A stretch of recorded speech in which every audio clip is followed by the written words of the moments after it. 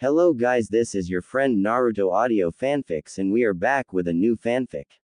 Which is what if Naruto built his own harem, Hinata times Fem Kyūbi times Anko, Naruto Part 1. And if you enjoy this fanfic then please press the like button and subscribe to my channel for more fanfic like this. And now let's start the fanfic. It was raining, and on October 10th. Despite the foul weather, everyone was at the festival celebrating the death of the Kyūbi and the Yondaime Hokage. It was a happy sight, parents passing candies to their children, games were being played, so many things were going on that a bald and blindfolded old man with a thick mustache and short beard was not noticed in the crowd.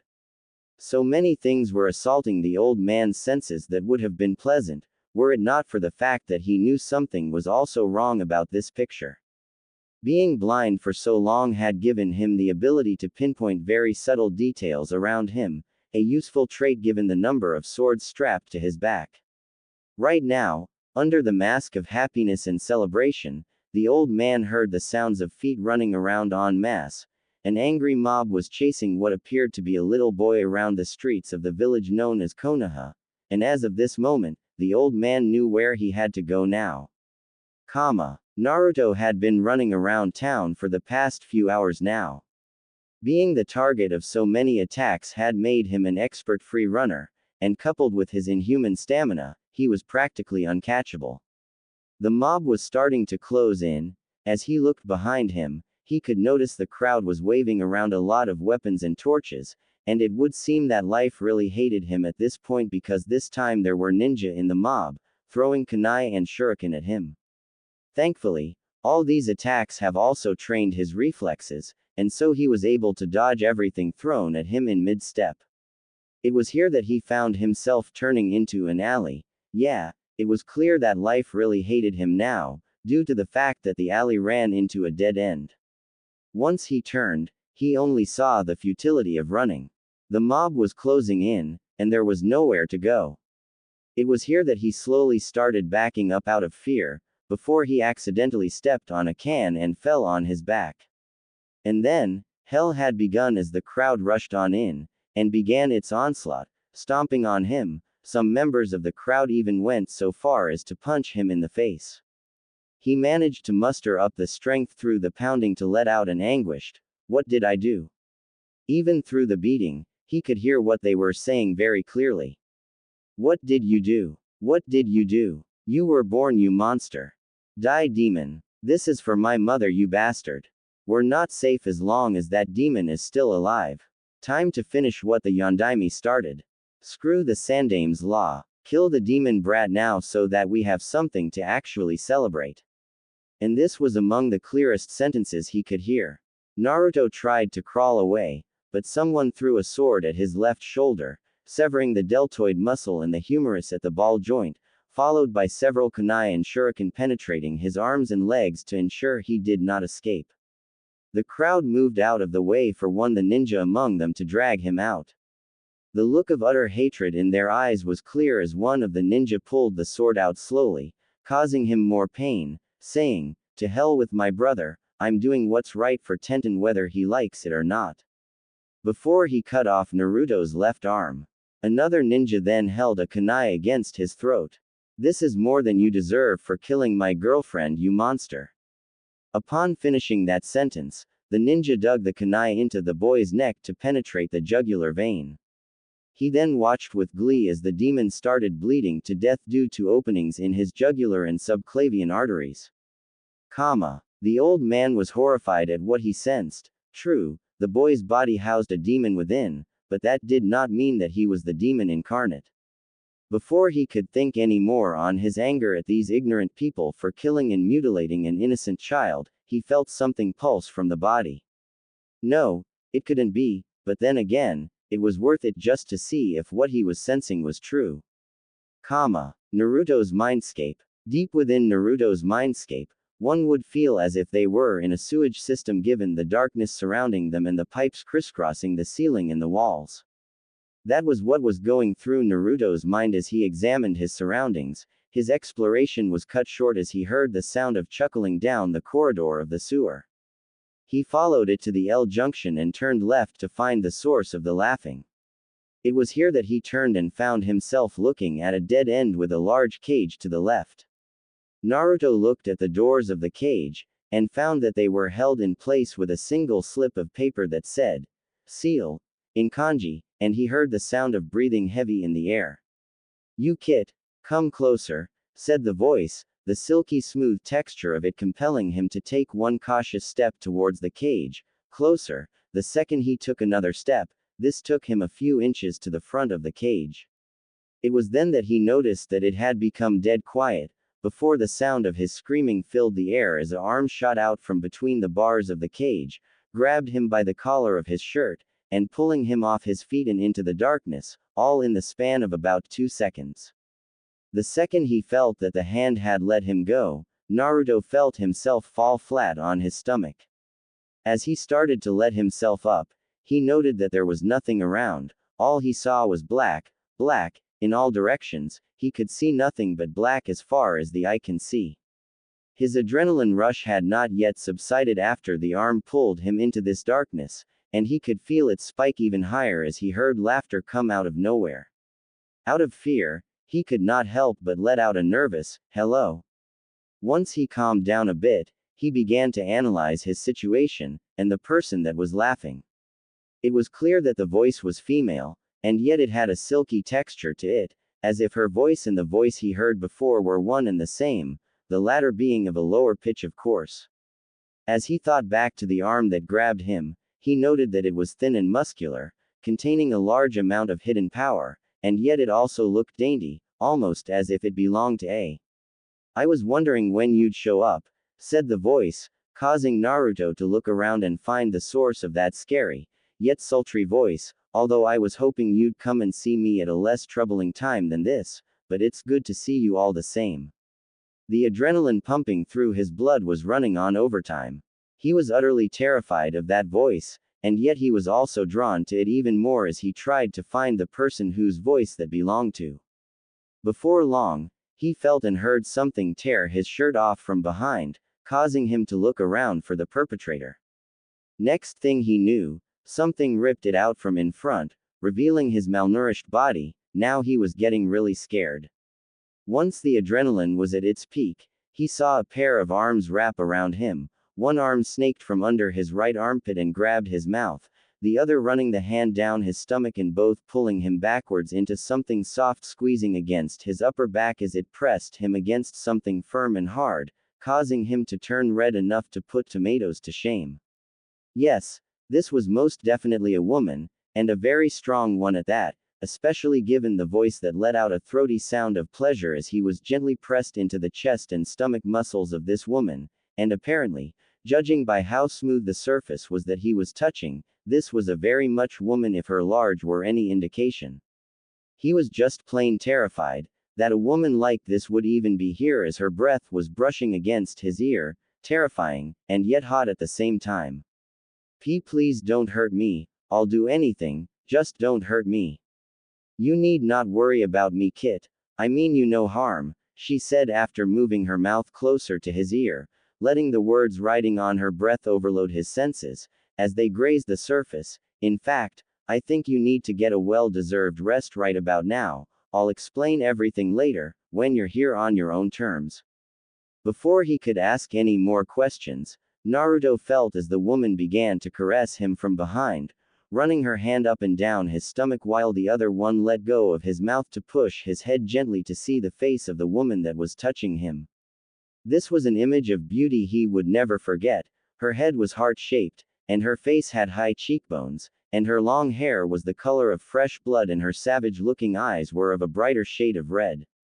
All thoughts were thrown out the window as he watched this feral beauty slowly lick the tears of terror off his whisker-shaped birthmarks. He never did understand why it always hurt more when he was slapped on the cheeks, neither did he understand why it felt good when somebody stroked them. That weird white-eyed girl seemed to like touching them, and for some reason, she seemed to know to be extra gentle with them. It was then that he started feeling the hand on his stomach wander downwards and stroke him in his nether regions while she moved quickly from licking his cheek to outright kissing him. Something about her and the way she touched him seemed to comfort him, the way she kissed made him feel safe, it made him feel sleepy. As he slept, the woman gazed upon his body. She was disgusted at the people of this village. Their beloved Yondaime Hokage had asked one thing of them, one thing. And what did they do? They spit on his sacrifice, and the sacrifice of his wife. Her last container. How dare they do this to him? Well, now that the boy was resting, she could now get a little taste of freedom to satisfy her craving for it, and while she's at it, she may as well get some vengeance. But now that the kid was dead, she had only one option: to take control of his body and save his life. She never wanted to do it. As a matter of fact, she absolutely refused to do it. But all things considered, she may not have any other choice but to bring the curse upon him to ensure his survival and to punish these ignorant humans. I hope you can forgive me for this later, kid, but there was no other choice. I refuse to let you die, my love, and I absolutely refuse to let those fools get away with what they did to you, and the second I have my freedom, your beloved Jii-san and I will be having words. Real world. The mob was celebrating. They had finally killed the demon brat.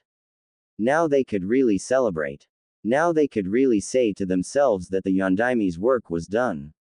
Even the ninja responsible for the brat's death could not help but smile, up until they felt something, and then they turned and saw something they never thought they'd see. The demon brat was getting back up even after all the things they did, and even stranger still, he moaned in pain after a few seconds of managing to stand back up. What made everyone almost empty their stomachs in disgust was the fact that the moans of pain had ended as the demon brat had sprouted a new arm from the stump. This arm was a solid and bloody red and humanoid with 5 fingers tipped with razor-sharp claws, but the redness soon started to expand all over the demon boy's body as his eyes starting to glow red. To add to his fearsome appearance, Naruto also started growing fangs from his mouth as his appearance made him look like a wild beast, as his whisker marks started to deepen in both color and intensity. He then looked at his hands as if inspecting something. What they heard coming from his mouth would haunt them for the rest of their lives, as instead of a boy's voice they were hearing, it was a woman's. Interesting. I feel so light in this body, as if I were a leaf on the wind, allowing those beneath me to watch how I soar. Before the boy could muse any further on his thoughts, he dodged a downward slash from the ninja swordsman, and used the momentum of spinning around to smash his fist in the occipital bone of his skull. Whether it was fortunate, or unfortunate that the man's death was so quick and simple, the other ninja in the group didn't know, but what they did know was if that punch didn't kill him, then the floor would have splattered his skull like a rotten melon given the momentum that getting hit in that area in the right time would have added. The remaining ninja were frightened by the turn of events. This was Higurashi Manton, a Junin ninja that was known for his top-tier skills in Kenjutsu and the brother of Higurashi Hidden, one of the demon lovers apparently. Their attentions were then turned to the demon boy as he picked up the katana that Manton tried to kill him with to inspect the blade.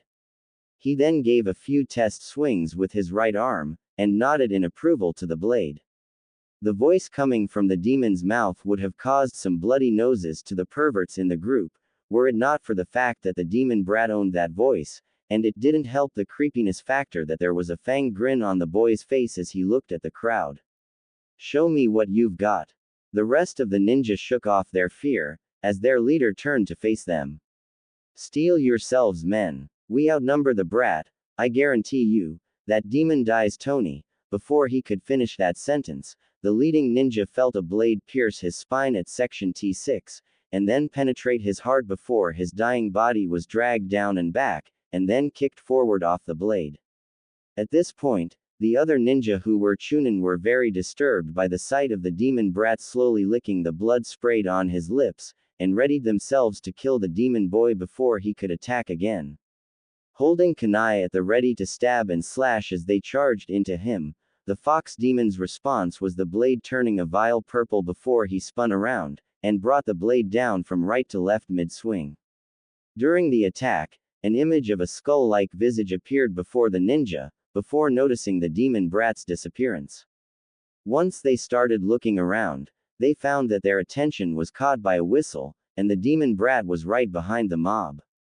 The voice was teasing, talking down the Konoha ninja as if it were superior. If that's the best that Konoha can do to kill a so-called demon, then you're already doomed. As to the rest of you idiotic ninja that are still here, I wouldn't bother persisting, I've already killed you. The rest of the Chunin heard that, and were angered by the words, and that was the last emotion they felt as they finally realized the truth in the demon's words the hard way. One by one, each ninja fell to the ground dead, apparently having been cut by an ultra-sharp blade as they all fell to the ground in 2 pieces. The crowd of civilians that was left behind was beyond scared now. This wasn't supposed to happen. The demon brat was supposed to die tonight. Not come back to life and get stronger. They needed to run before. What's the matter? Didn't one of you something about finishing what the Yondaime started? Well, here's your chance to actually finish the job. At this point, the crowd had started to lose its nerve, and began to disperse until they were pushed into the alley by an unseen force after the demon brat shot a fist into the air. Nah, I don't think so. None of you morons are going anywhere until one of you kills me. What? You all thought that I wouldn't know that you'd beat an innocent child to get to me? You're all a bunch of stupid, hypocritical, you know that. So who's the first victim? That's enough now. The voice that spoke from behind was very firm and wizened. Oh, the demon knew who that voice belonged to. Stay out of this, old man. These people have been asking for it for a while now, and I'm pretty sure you have a general idea of what's happening. The old man behind her simply shrugged. I have a general idea of what's going on with the boy, and I know what you are exactly. For a demon queen such as yourself, you are very powerful, especially given your lineage. I'd rather you didn't refer to Daddy Dearest anywhere near me, old man, unless you want to see how much of him is in me. Anyway, those idiots have had it coming, and I intend to bring that punishment here and now for what they did to the boy. The old man knew of her lineage, and to be honest, he couldn't blame her.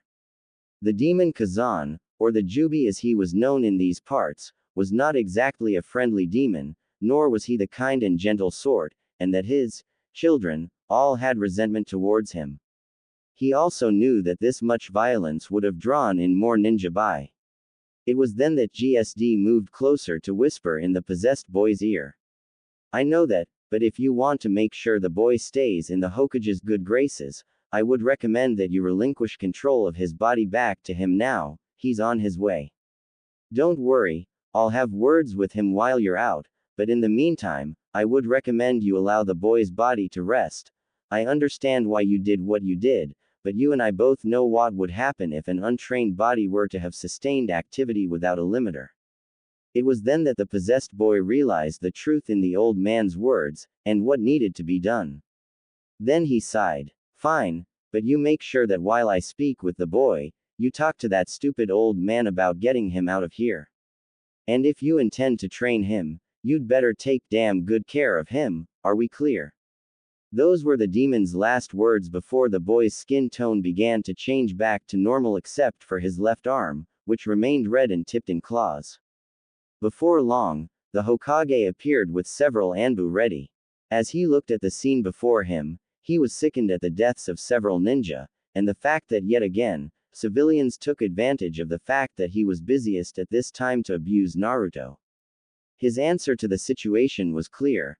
Hubby, take Naruto to the hospital and make sure that Dr. Hazama knows of what happened. The rest of you, take the rest of these civilians to Ibiki. The ninja all let out their words of affirmation, and disappeared to do their jobs.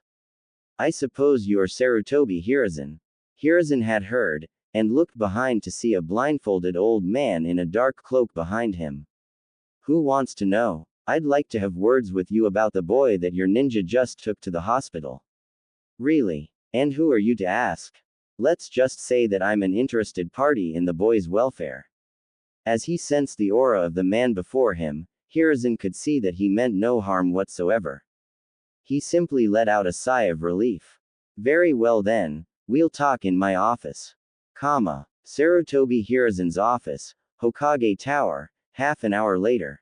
So, we're finally in my office, began Hiruzen as he sat down behind his desk, may I ask what you wanted to speak to me about in regards to young Naruto? I'd like to take the boy with me on my travels, began the blind old man, as he sat down in the chair across from Hiruzen. I figured it would do him some good to be out of this place for a while. The look of skepticism was every bit as clear on Hiruzen's face as it was in his voice. I appreciate the thought, sir, but I don't think it would be a good idea that the boy leave the village, mister. Ah, yes, I must apologize for my lack of manners. To be honest, it's been so long that I've been with other people that I've forgotten my name. I am known in some circles as GSD. But before we begin, I'd like for all eavesdroppers to leave the room. Hiruzen was surprised. For this old man to be able to sense his Anbu bodyguards, he must not be a small fish in this world. With that, the Hokage raised a hand, and made a gesture to all the Anbu in hiding to leave, causing 4 of them to materialize out of nowhere and leave, making sure to place a privacy seal on the door on their way out. Very good, and you might want to let the gentleman outside the window in on this as well, as I have a feeling that this concerns him as well. Oh, he knew what he meant, but that didn't make him any less surprised. The man that GSD spoke of was very good at hiding after all. Hiruzen simply turned to the window with a sigh. Well, Jiraiya, you heard the man, come on in. Upon hearing this, the man called Jiraiya walked in from the window with a suspicious look on his face. Oh, he has heard that name before, and Hiruzen made sure to ask him about it later. GSD cleared his throat, and settled back down. Now then, let us begin. I say that it would be a good idea that young Naruto leave on a journey with me to the outside world. From what I understand in my short time here in this village, the boy is not exactly loved, and I can sense your hesitance in this matter. Perhaps you can clarify to me as to why it is that you don't wish for the boy to leave. The boy belongs here, GSD, began Hiruzen, that is all there is to it. The blind man gave a slight smirk at that, as if he knew something. Oh, and I suppose it doesn't have to do with the fact that the boy carries the Kyūbi no Kitsune inside his body. Both the Hokage and the Sannin turned their heads to face GSD so fast, their necks almost broke from the force. Don't be so surprised. I've noticed he was different from the idiots that tried to kill him, something I was able to deduce from being blind and able to sense chakra networks. I was able to speak to her and make her put young Naruto to sleep before she did any more damage using his body. The looks on the 2 men's faces was of clear shock. It was already bad enough that a secret of Konoha was seen through by a blind man, but to know that the Kyūbi was a woman really took the cake. It was then that Hiruzen regained his composure and began to speak. Since you know, I don't think we can. I'm not a fool. I know the consequences of revealing the fact that the boy is a Jinchuriki, and I'm not aiming to do such a thing. But tell me, why make the boy's life an utter and unspeakable hell by telling the villagers about the ceiling in the first place? Why keep him here when he could be doing so much better outside in the real world at the moment? He is, after all, an ordinary boy, is he not? Jiraiya took offense to the blind man's last sentence, and barely held himself back at that jab. GSD simply smirked, before he continued. Judging from the reaction of your colleague, I'd say that the boy is far from ordinary then, but then again, this is an opportunity. You claim that young Naruto belongs here, but I've seen evidence tonight that says otherwise. If he is that important to you, then why have you not taken extra measures to protect him? Hiruzen was nearing the brim with guilt. He knew he should have taken extra measures. But all the same, it didn't help that he knew that GSD was right. If I did, then it would have been seen as an act of favoritism. I've tried to do everything I could for the boy, but I can't seem to do everything. The civilian council overrides all my decisions. As it is, if it weren't for some of the elders and the majority of the shinobi council, he would have died the day he was born. With a sigh, GSD knew that Hiruzen was an old man. True, even if that were the case, he should have done more to protect the boy. Nonetheless, he was adamant about his decision. Then allow me to take the boy with me on my travels. During that time, I will be training him myself in my art. You get to set the limitations, seeing how much he really means to you. The old Hokage still had his doubts, and was about to voice them when he felt a hand on his shoulder. Sensei, I think it would be good for the Gaki. If this man is who I think he is, then I think Naruto would be better off being out of the village for a while, at least until he has to participate in the academy. Even though the doubts were still there, Hiruzen could still hear the truth in his student's words.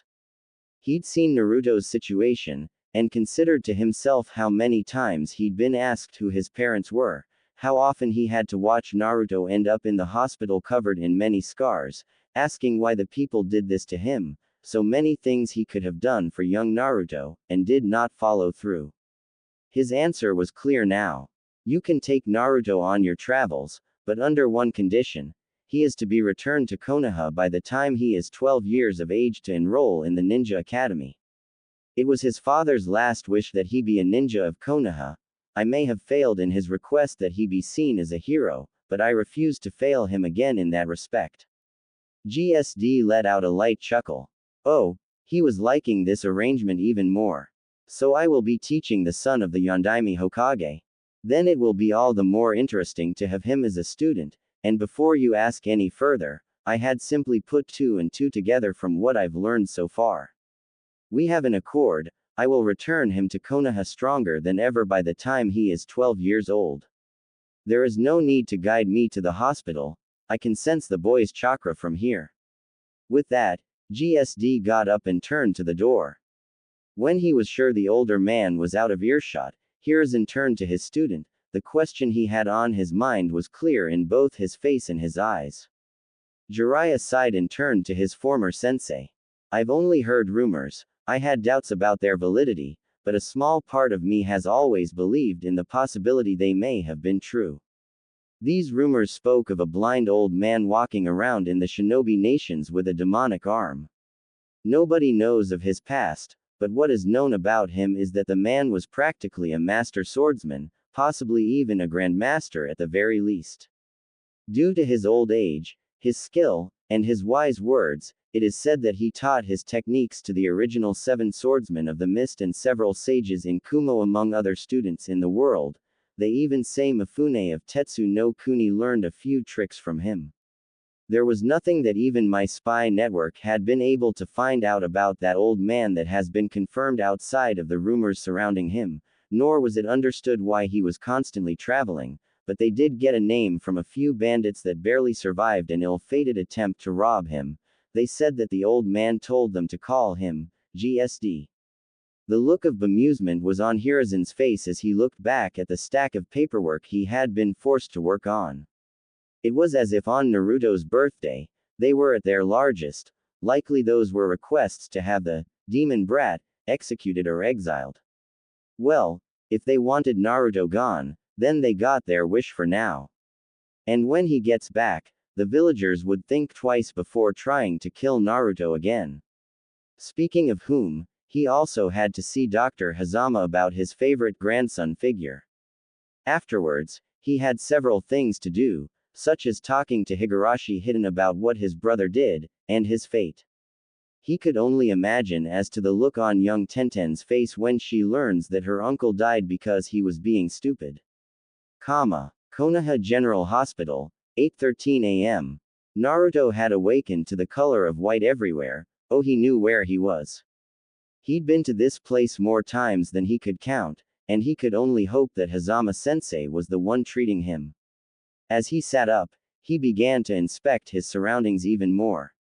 He then had flashes of what had happened last night: blood, death, his arm turning red and demonic. Yes, that was all he remembered.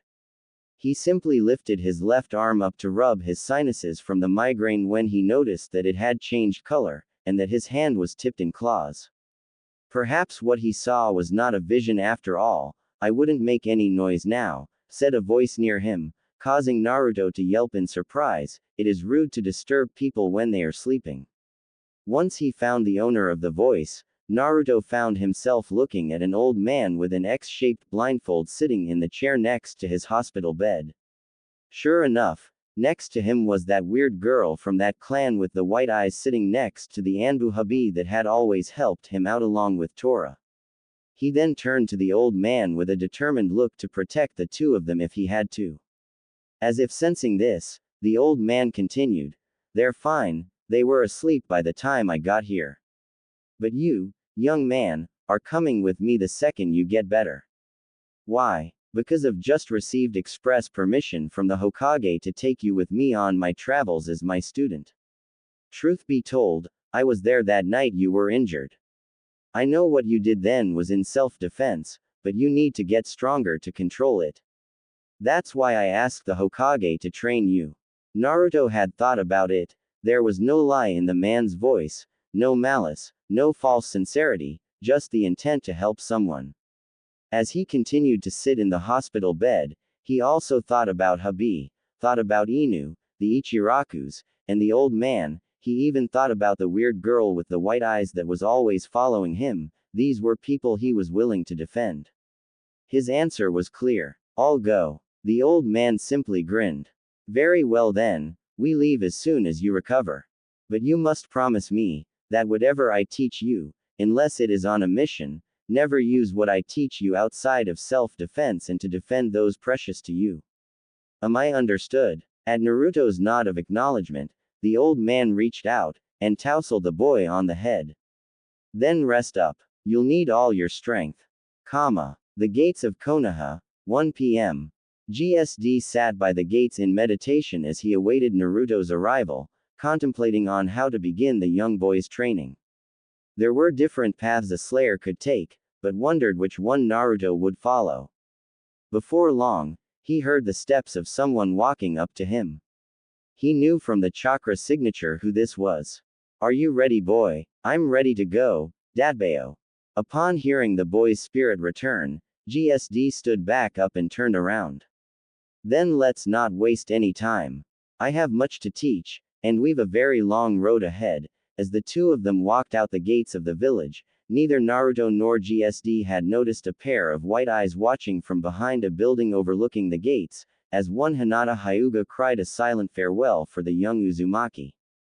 The day was like any other in the village of Konohagakure. The streets were bustling with people buying things, and it seemed like a party was going on non-stop, and for a good reason. Well, as good a reason to many of the ignorant people in this village, as the demon brat had been taken away. For 5 years, the people had celebrated. They didn't care who took the little hell spawn with him, they just cared that he was gone, just like they wanted. They only hoped he killed the demon before he got back. Little did they know that their celebration would be for nothing. Standing at the gates of Konohagakure were 3 people. Kaotatsu and Izumo simply sat bored out of their minds at the gates. They really didn't want to be here, but it was necessary that they did, because no matter how boring the work in border patrol was, it was still very important. "I really wish there was something we can do around here," said Kaotatsu. "Anything's better than nothing. It's all the villagers' fault we're so damn bored. At least Naruto made things fun around here. I know, I'd even join that celebration were it not for the fact that everyone in it is such a complete idiot," said Izumo. "What they did to him 5 years ago was pretty much their own damn fault. If he turned into a demon and killed those ninja in revenge for trying to kill him, I wouldn't have blamed him. I'd turn into one myself knowing what he had to go through because of their stupidity and ignorance." "Totally. But still," before he could finish his sentence, Kaotatsu turned his attention to something down the road walking towards the gates.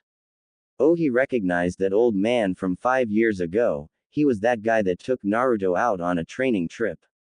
But he was now accompanied by 2 children around the age of 12. One of them was apparently a boy that sported a zipped-up high-collared vest with a hood that covered his face such that only his nose line was shown, a pair of baggy cargo shorts that went down to his calves, and a pair of plaited greaves that went over his ninja sandals. He was carrying 4 weapons, 3 of which were definitely swords. On his back was a large sword and a tetsubo slung over his shoulder, and at his waist were a short sword and a katana. What made him stand out, however, was that a bulky metal cuff and armband with a chain attached to both was clamped over his left arm, which was red and ended in 5 claw-tipped fingers. The other was a young girl around the boy's age dressed in orange and brown skin-tight clothing. Her brown hair was tied behind her head in a bun, her eyes were the color of coffee, and she had the body of a girl her age that trained and worked hard in the martial arts, a very slender body type for a beautiful little girl with the potential to be even more beautiful if her cards were played right. The 2 guards stationed watched as the 3 of them walked closer. Kaotatsu worked up his nerve before speaking. "Can I help you, sir?" "Yes," began the old man, "you can start by telling your Hokage that I'm here. He pretty much vouched for me 5 years in advance to make sure that Naruto gets back in one piece." The look of shock on Azumo's face was very clear as he looked at the boy in the hoodie. "That's Naruto. I hardly even recognize him."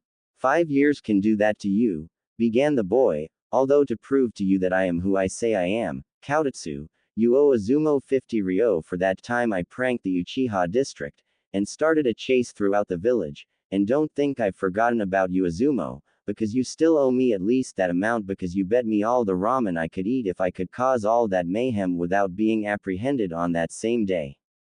The 2 men looked at the boy with surprise in their eyes. Only one person knew about that bet besides the 2 of them. The Uchiha district was rigged with traps in such a manner that all the male members in the district were caught in very gay positions.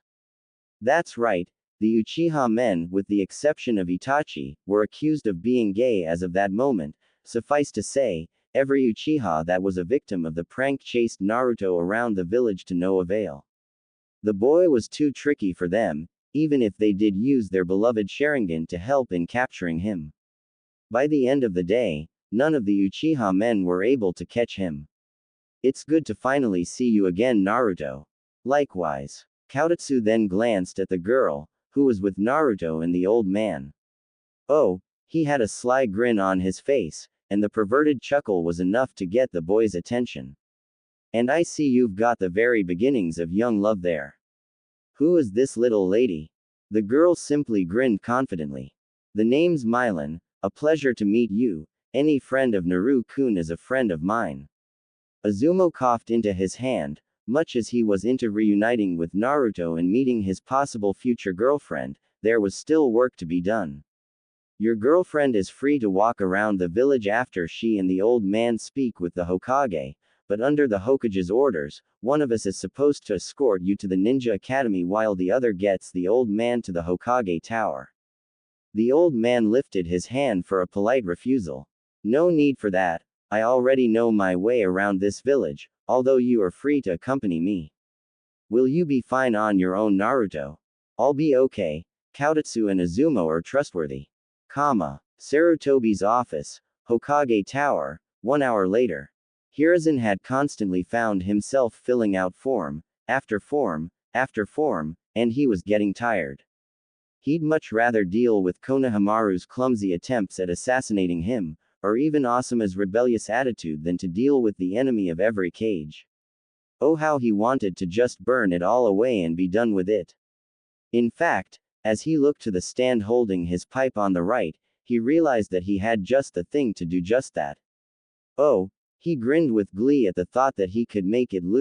"Hokage-sama," said the secretary, disturbing the poor old man from his thoughts as she slammed the door open. "Azumo's here, and he's brought an old man and a little girl with him. He said you had a meeting with him." The old Hokage stroked his beard for a moment upon hearing that, and then he remembered. "Send them in." Lo and behold, in walked Azumo with GSD and a little girl in tow. "Thank you, Azumo, you can return to your post now." Azumo bowed, as the little girl led GSD to a seat in front of Hiruzen. "So GSD, how are things so far?" "Same as usual, Hokage-sama, although I suppose it could be better considering what today is." "Yes, about Naruto. How did the training go?" "To be honest, I never expected for him to pick up on swordsmanship quite easily. Given enough time to train him, I may name him my successor should I ever die. Although I suppose fate could have been kinder to the boy." The girl that was with GSD had a frown on her face, as if she knew what the old swordsman was talking about. "What happened?" Meanwhile, at the Ninja Academy. Uruka looked at the class roster. He really wasn't looking forward to teaching this bunch. Yes, there were civilians seemed to take it seriously, and yes, at the very least he had actual ninja kids to teach, but this year's batch of students had a very big problem that seemed to kill his mood. The majority of this year's batch of students was made up of fangirls, Uchiha fangirls. So many screaming little banshees cooing and wooing the last Uchiha, and it was really hurting his ears. Yeah, he really didn't like this batch much, especially with so many civilian parents convincing their daughters that the Uchiha were the clan to marry into, all because Sasuke was the last of them. To his credit, however, Sasuke seemed very disinterested in the fangirls. Oh, the injustice.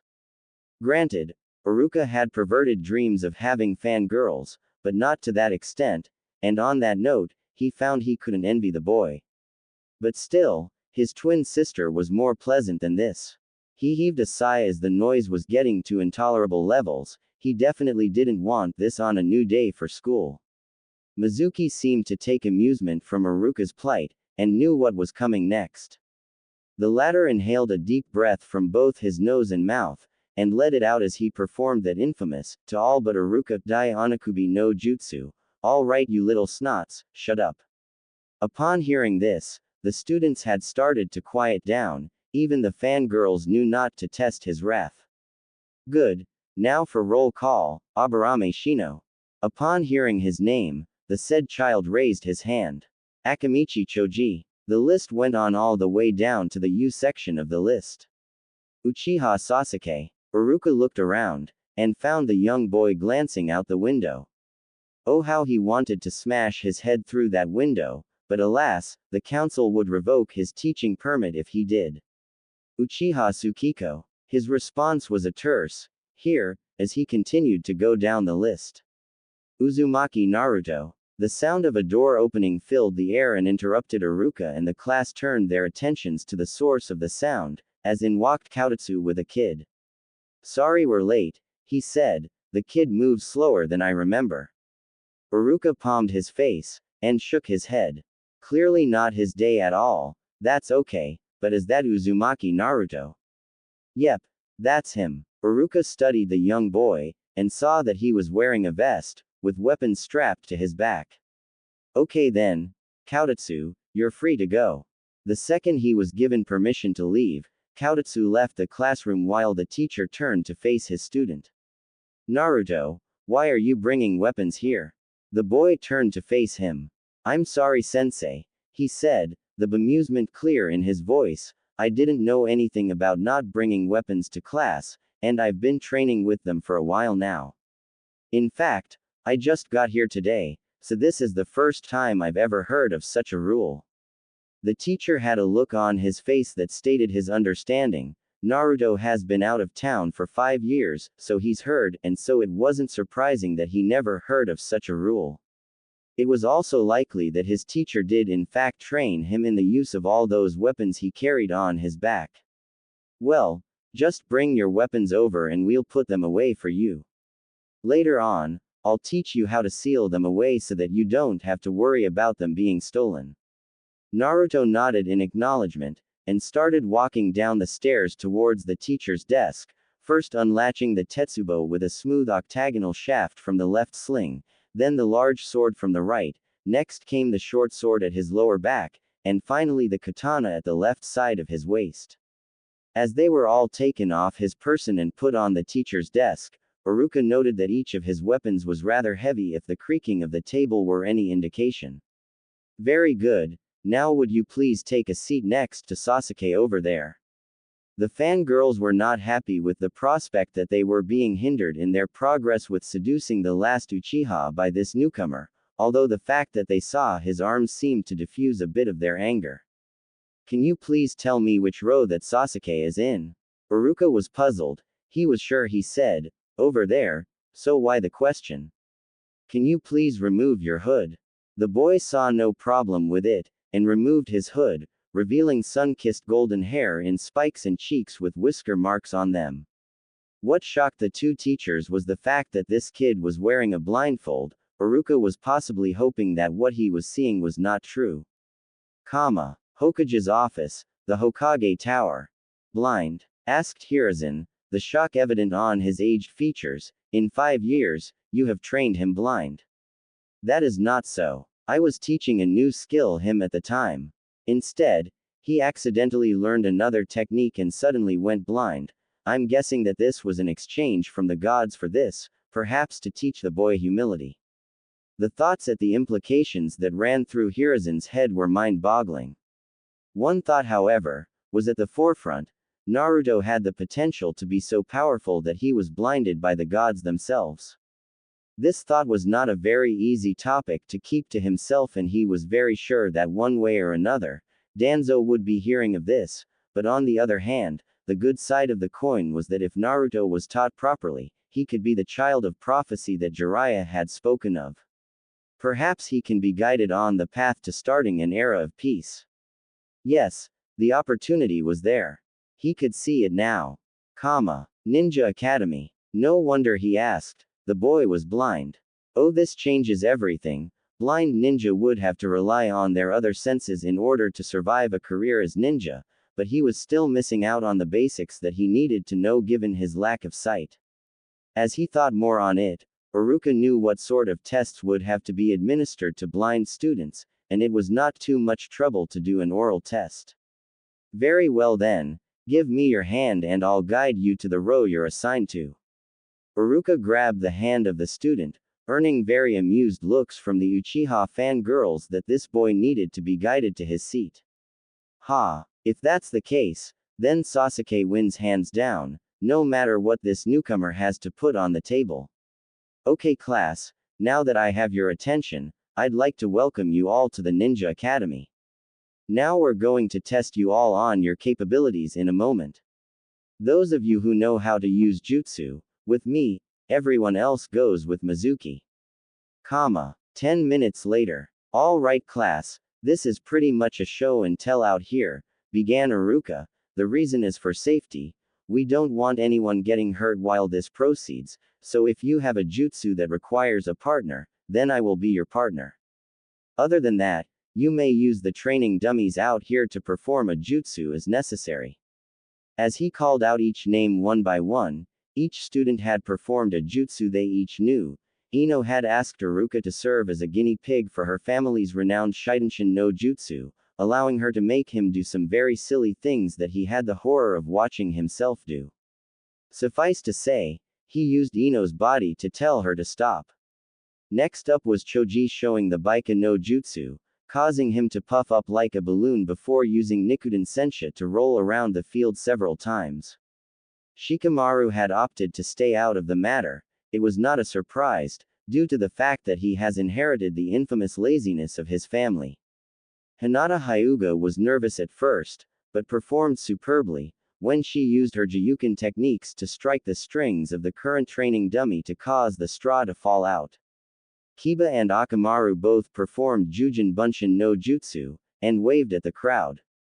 Before long, it was Sasuke and Tsukiko's turn, and the both of them used Kaden, Gukaku no Jutsu to incinerate the next training dummy to come up. As he went back to the stands, Sasuke had a very wide smirk on his face while all his fangirls cheered as he watched the new kid walk up to the training ring. He had just performed his family's rite of passage. Nobody can top that, not even all the other clan children. At the same time, however, this Uzumaki kid seemed to be making the number of fangirls on his side dwindle as they drooled at him unzipping his vest down from the collar, revealing his chiseled abs and the rest of his face. It appeared that they were also drawn by the fact that he was blind. Seriously though, who can fight without the power of sight?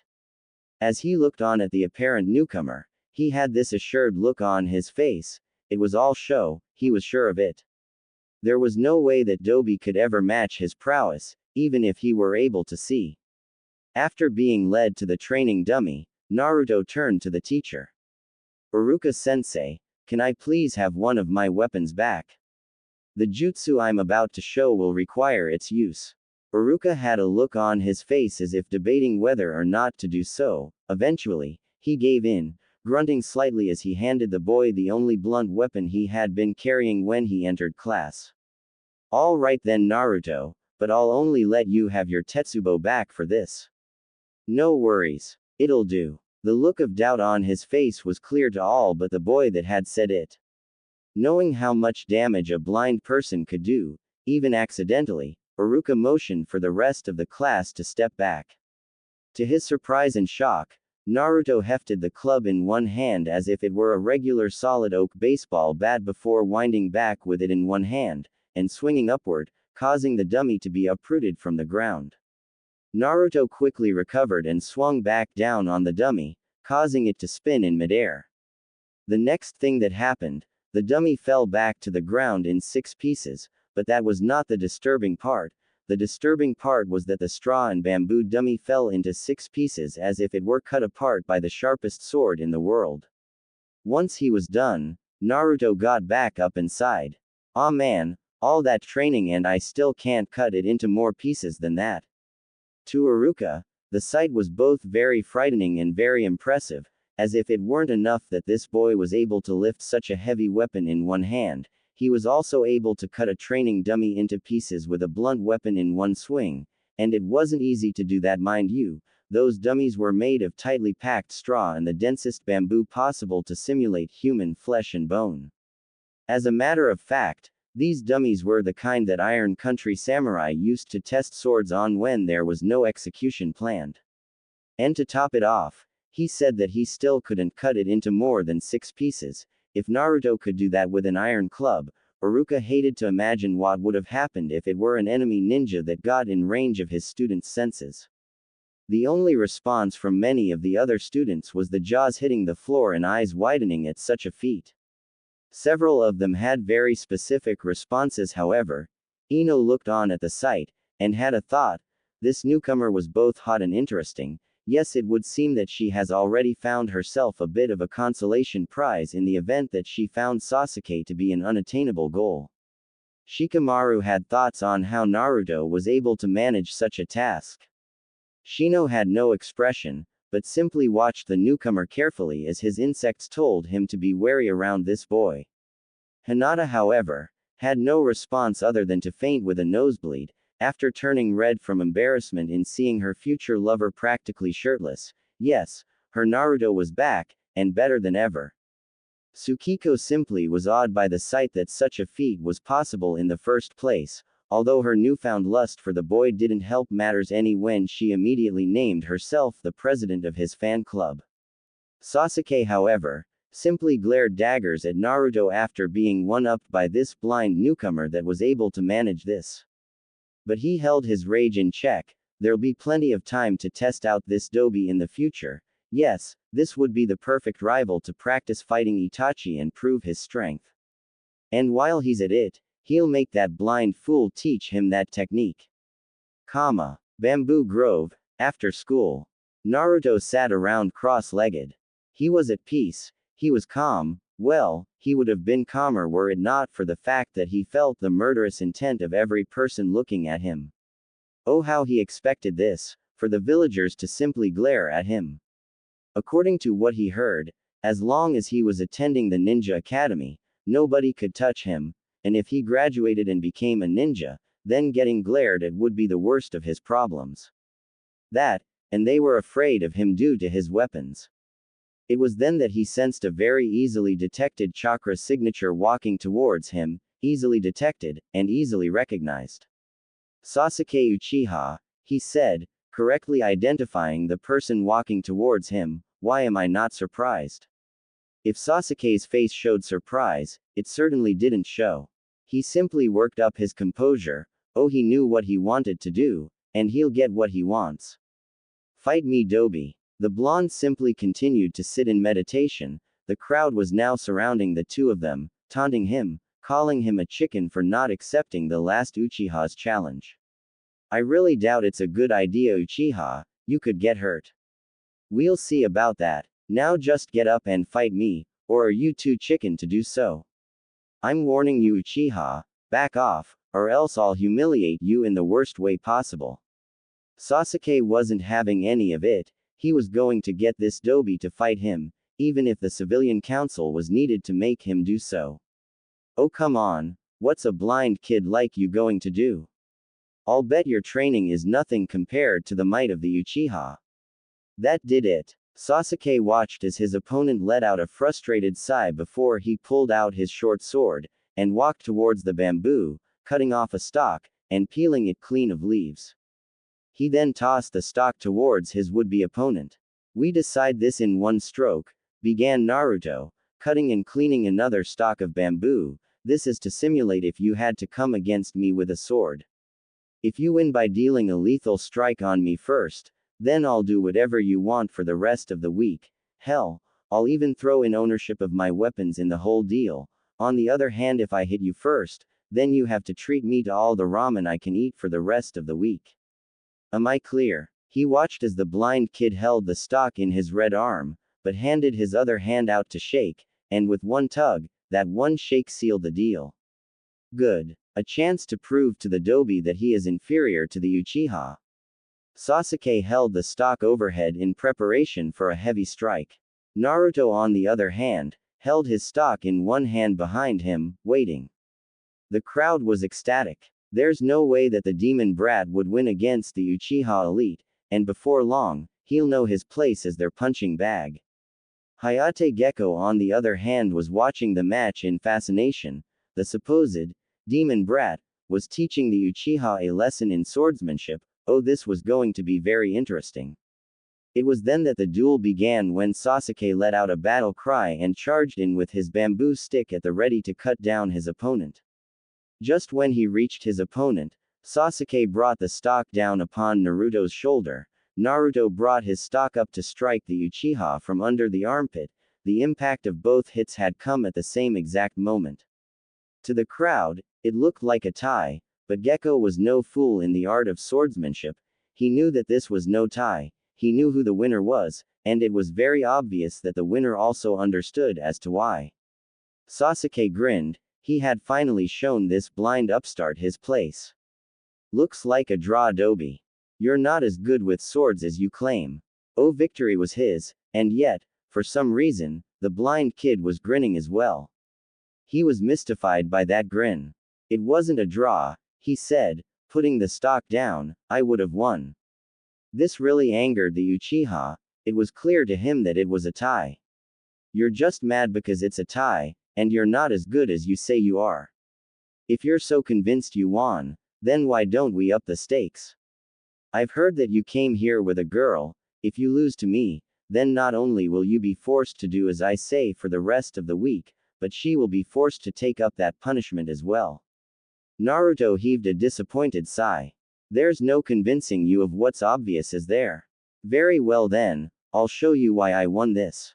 I guarantee you that what I will show you will make you want to beat yourself silly over it.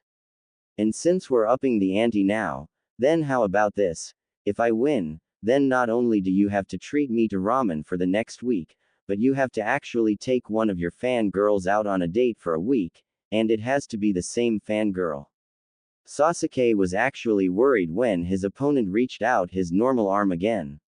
Unlike him, there was no false confidence in the blind boy's voice as he spoke as if he were going to win.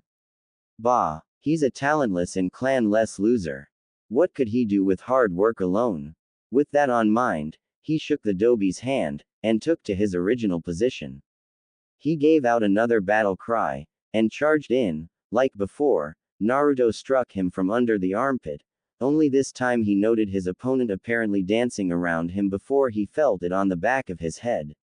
As he started blacking out, Sasuke then understood why he would have lost if they were using real blades.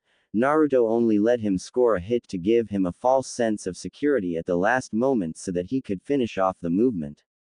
And so even if that strike to the head didn't hack him into two pieces, the very first cut under the armpit would have guaranteed that at least his subclavian artery would have been cut so that he would bleed to death slowly. His last emotion at his defeat was of happiness. The crowd could not believe it. The demon brat had beaten their beloved Uchiha to death. They watched as after he slammed that bamboo stick on the back of Sasuke's head before swinging that deadly cudgel in his hand around as if performing Chibari and Noto. It wasn't until after the hands met in Noto that Sasuke fell to the ground. Tsukiko on the other hand was very nervous. Was her brother dead? Relax. I only knocked him out, said Naruto, his voice irritated as if sensing their intent to kill him. Just splash some water on his face and he'll be up and running like he's won a million ryo. Everyone turned to him, and then watched as a ninja walked on over and checked the unconscious boy's pulse. The kid's right, Sasuke's still alive, unconscious, but alive nonetheless. As the crowd turned to attack the demon brat for defeating their precious Uchiha, they noted him walking away hand in hand with a little girl with a bun on the back of her head. Oh, now they had another bit of ammunition to use against him. They need only plan their attack just right, and then that girl leading the demon brat away would be used as a breeding factory making Uchiha babies for the glory of Konoha. As Tsukiko watched the two of them walk away hand in hand, she could not help but glare daggers at the young girl. With the amount of resentment she was feeling at the moment, she was picturing herself as being the one to lead Naruto away into the sunset like that, and they were leaving that bun-haired bimbo in the road, beaten, bloodied and scarred. She was also picturing a scene where she would be leading Naruto by the hand and into the Uchiha district, doing unspeakable things to him in her room, unspeakably pleasant things to him, but she'll have to wait for that moment. Until then, she had a perverted nosebleed and an unconscious sibling to take care of. Where are you taking me, Milan? Asked Naruto as he was being led by his normal hand. I know you said that there's a surprise waiting, but you're moving me around too fast. What's the rush? And it was true, Milan's pulse was very elevated in such a manner that it showed her glee. As a whole, she was a very happy child, and after what happened to her family, this was a good thing for her to be so again. It meant that she moved on. Even though he could still feel the taint of sadness in her aura, he could tell that her happiness was sincere. But it still didn't help the fact that he was scared due to the fact that while she was a very sweet girl, Milan was also able to break every bone in his hand very easily if she wasn't careful. As it were, even though she was dragging him along to the source of her excitement with apparently good intentions, he almost felt as if his arm was getting ripped off. I'll tell you when we get there, she began, but right now, we're having dinner. I just found this good place I know you're going to love. Meanwhile, at the gates of Konoha, GSD sat at a hilltop overlooking the village. It was at times like these that he wished he had his eyes back. Unfortunately, his original path as an Asura was not kind. He felt like some god that had to sacrifice one of his eyes for wisdom. Perhaps it was in fact the reason that some of his students chose not to be Asuras. The total cost of their eyesight was too great a price to pay to them. And he couldn't blame them. He still missed the days when he would see Ellen's face, the days when he would savor in his victory, even the moments of watching the sunset with her until she fell asleep. On the other hand, because he went blind, he found that he started appreciating all the other more subtle details about Ellen while she was alive. He could hear the rhythm of her heartbeat in his mind as she embraced him. He also remembered such things as the feel of the calluses on her hands from wielding a pair of claws, the very natural smell of irises that she seemed to be steeped in, and even the sweet and tart taste of berries in her mouth as she kissed while making love to him. Oh, so many things he missed about her. She was such a beautiful woman, and strong as an ox to boot. He cried tears of sadness as he had wished to be able to see her again, to be with her again, to hold her again. He simply sighed, crying about it wouldn't bring her back, and neither would dwelling in the past. What has happened has already happened. There was no turning back the clock. The only thing he could hope for was when Naruto learned all the skills he taught him, that he would be able to see her in the next life when his time came. Until then, he had some traveling to do alone, and as he remembered the times he had with Milan and his student, GSD knew that the two of them would be in good hands while he is gone. But for now, he had something he needed to investigate. If what he's been hearing as of late was true, then someone was trying to recreate the curse of Kazan, and this was a task he needed to do alone. Milan's surprise location. We're here, cheered Milan, finally stopping at their destination. Once he gathered his bearings, Naruto started to get a sense of his surroundings. The area was a bit warmer and so it was likely that they were indoors. The sound of a pilot being on indicated that this was either a kitchen or a home, and there was a mix of so many smells: flour, salts, spices, meats. All of these were very delicious smells, reinforcing the possibility that this place was mostly a kitchen. It was very, very likely that Milan had taken him to a restaurant, and something about this place seemed very familiar. He just couldn't put his finger on it. Welcome. How may I take your order? And then it hit him, why he felt so comfortable here, why he had this urge to sit down and ask for 10 bowls of miso ramen with barbecued pork, and even knew the voice of the speaker. Tsukiji-san, is that you? The old man looked at one of his customers, and found a mop of blonde hair on his head. Granted, he was blindfolded, but he still remembered that boy for those very distinct whisker marks on his face. Naruto. The older man was in shock. His favorite customer that had disappeared 5 years ago had finally returned. Naruto. It's so good to see you again. He shouted, giving the boy a hug. After all these years, I never thought you'd be coming back. Oh wait, I just remembered, Ayame. Get over here, there's someone I think you should see.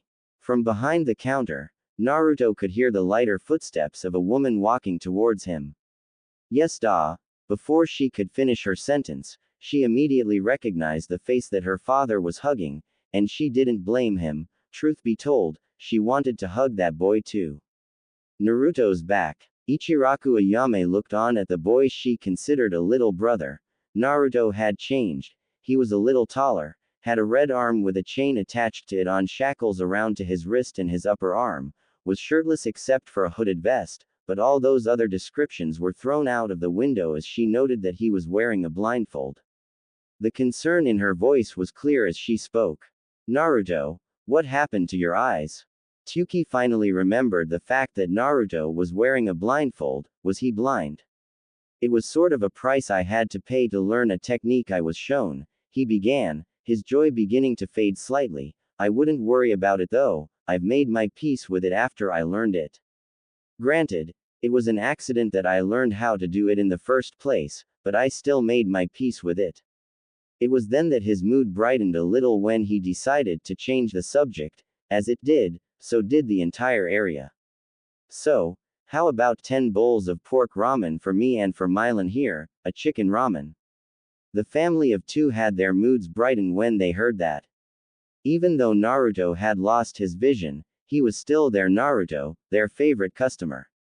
And both of them being ninja themselves, Tsuki having been a Junin before retiring and opening the stand and Ayame being a member of Anbu, they too understood that some jutsu had a price to pay in order to learn them. They were only thankful that Naruto didn't have to pay with his life. As the two of them went to the kitchen to prepare the orders, Ayame couldn't help but shed a small tear for Naruto and the price he had to pay to learn whatever technique he did, because now she would never see those glittering ocean blue eyes ever again. So Milan, what else is there aside from the ramen? Asked Naruto, the curiosity still in his voice. I suppose the ramen is just a celebration, right? He could practically feel Milan's smile on her face. Whatever it was must be very good news. We spoke with the Hokage earlier, she began, we're getting an apartment. Now that was news enough to turn his head to her direction.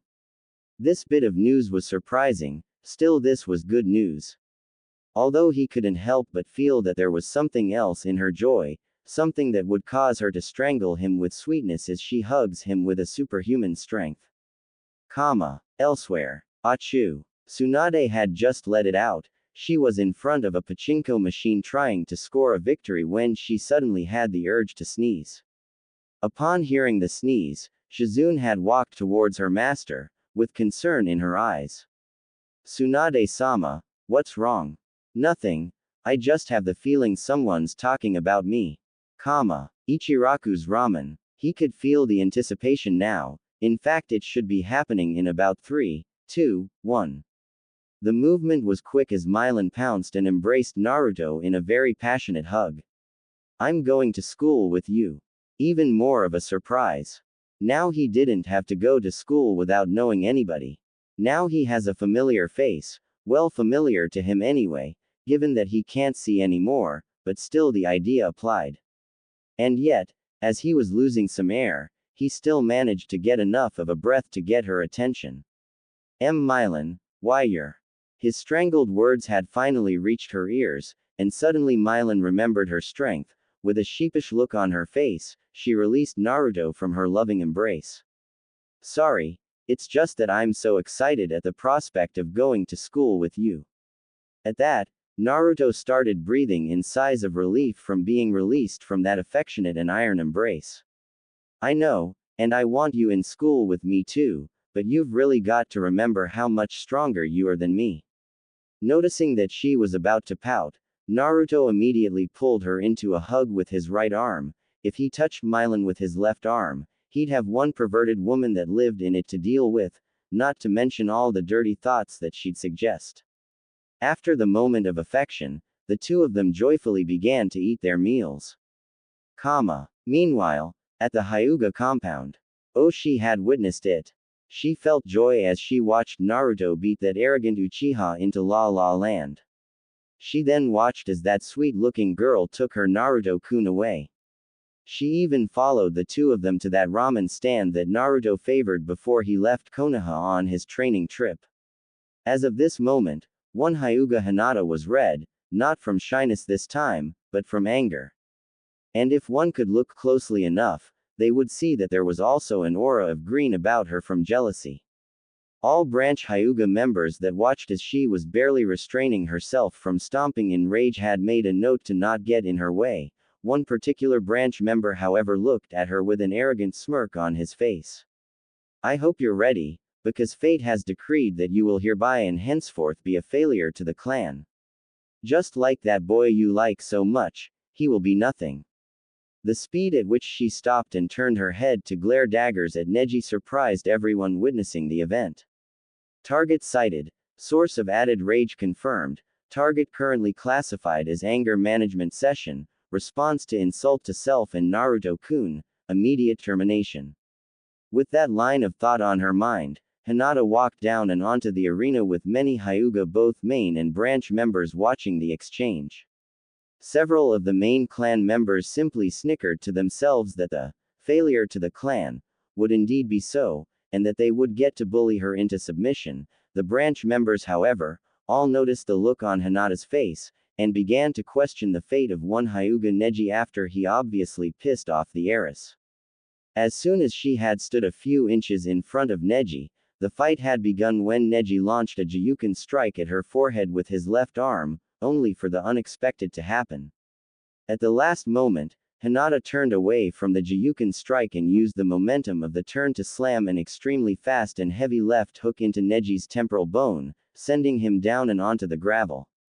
Before he could respond, he watched as Hinata kicked him over so that he was flat on his back, and continued her savage beat down upon her cousin by taking advantage of his disorientation and stomping on his right wrist, eliciting a scream of pain from him, and then stomping on his left wrist, sitting astride of him with her knees on his shoulders, and then savagely landing no less than 10 heavy punches upon Neji's face before finishing him off with a couple of double-fisted downward slams as she took every ounce of her anger and apparent jealousy out on him.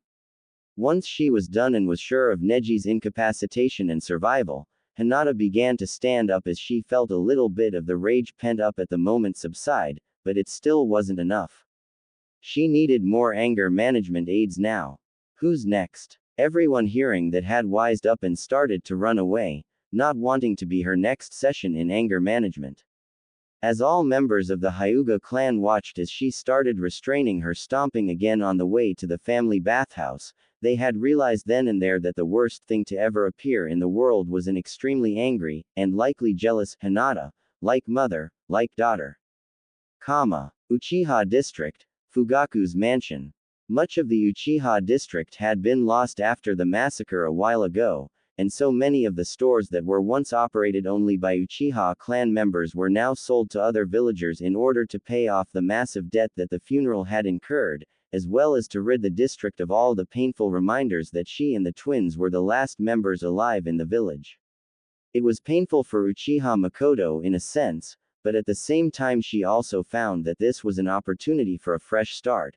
As she thought back on the history of the clan, she realized that it was founded on lots of blood and treachery, and it all seemed to start when the founder of the clan killed his brother, the Senju founder, right after their master and father named the latter his successor.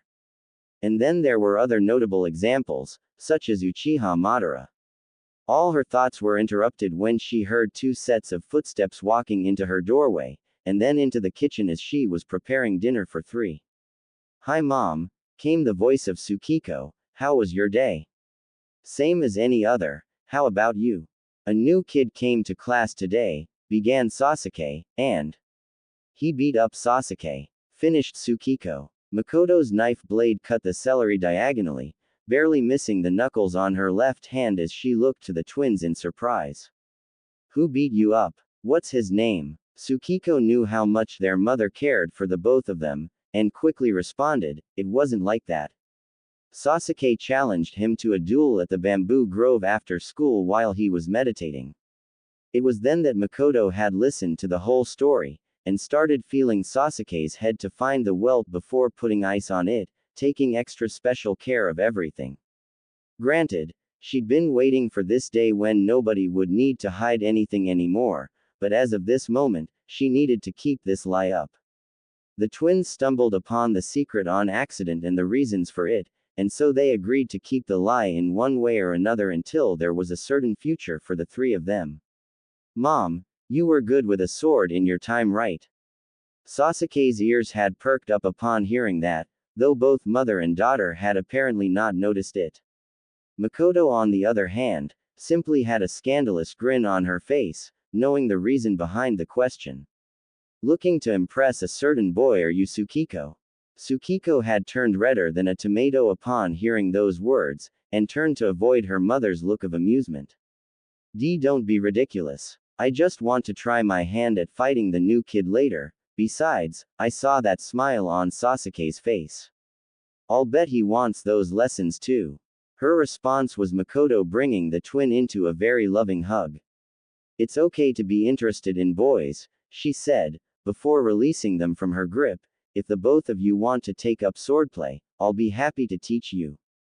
Granted, I may be a bit rusty after all these years, but I can still teach you the basics of what I know, and depending upon what I see in your training, I'll help you develop your own styles." The twins jumped in joy.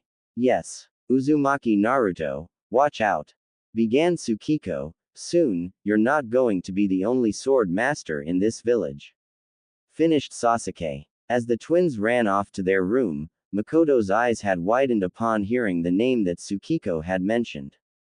Naruto was back. After hearing from the celebrations that the demon brat had left the village, Makoto had gone to the Hokage personally to question him about what she'd been hearing.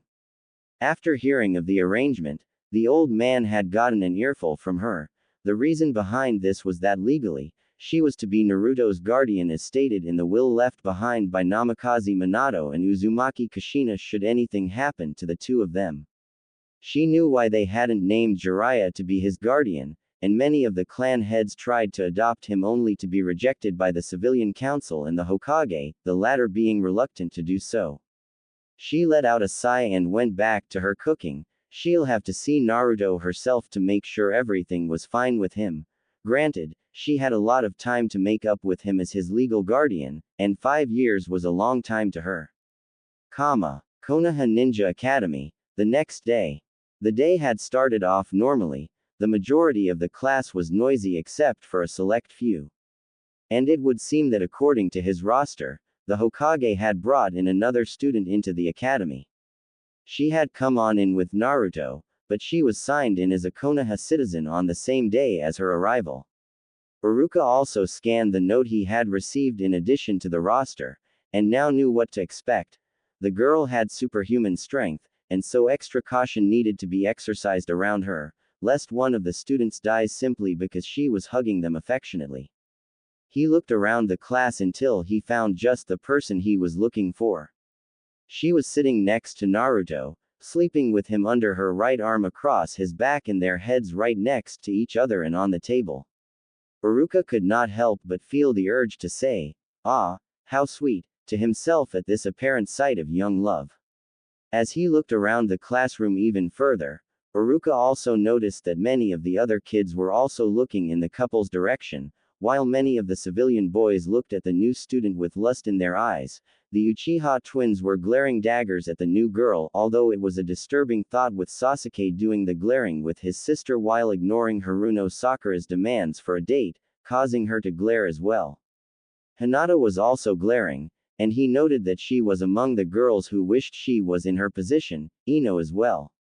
Unbeknownst to him, Mizuki was deep in a brainstorm. Oh, how he was going to plan the death of the demon brat and save this innocent flower from being deceived by him any further.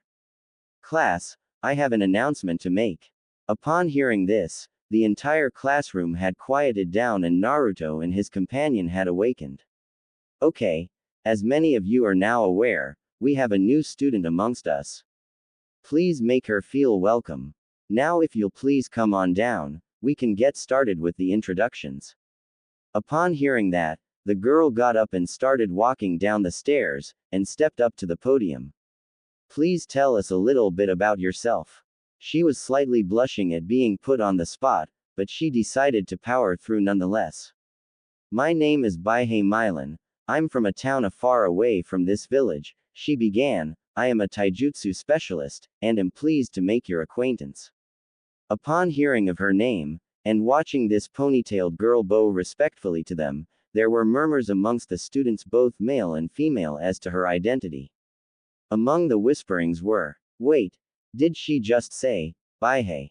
That's what I heard. The Baihei family, I've heard of them, didn't they get killed off?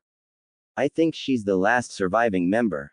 Haruka had heard of the Baihei family. They were a very powerful clan of taijutsu specialists that were said to have existed even before the time of the Raikudo Sennin. They were very well known for infusing lightning chakra in many of their attacks, and even their novice students could take a lot of punishment from lightning-based attacks. To think that this girl came from such a clan was mind-boggling. It was then that he decided to clear his throat and regain his composure. Thank you, Mylan. Please take a seat. The girl turned to Haruka, and bowed politely. Yes, sensei. As she started walking up the stairs, Mizuki's brainstorm had gotten even more intense. Fortunately for him, Haruka was too busy watching the girl and making sure the class didn't make any hasty moves to notice. So she's the last of the Baihei family Oh, the possibilities that were added to his plan. He could frame the Kyūbi brat for her murder. He could take her away to Kumo after tricking the demon into stealing that scroll for him. Yeah, that would fetch a mighty high price, and if he could make a grab for the Hyuga heiress as well, then the bonus would be too hard to resist. Then there was also the possibility that Orochimaru would want to use her as his next vessel. So many possibilities, and he need only choose one, but for now, he needed to write down his report to Lord Orochimaru on a possible vessel in addition to the Uchiha twins. No need to give him Naruto, the demon brat would probably be useless to him anyway, except maybe as given the rumors he'd heard about the Sannin. Meanwhile, Higurashi Arsenal. The sound that met Makoto as she arrived at the store was the sound of a hammer striking metal as roaring fires filled the air of the store. It was the unmistakable sound of a blacksmith at work. As she looked around, she noted that the store was still lined with weapons and ninja tools of all sorts, things she would have wanted to buy were she still a ninja. However, given her retirement, and her new profession as an eye doctor specializing in people with dojutsu, Makoto knew she didn't need these at the moment.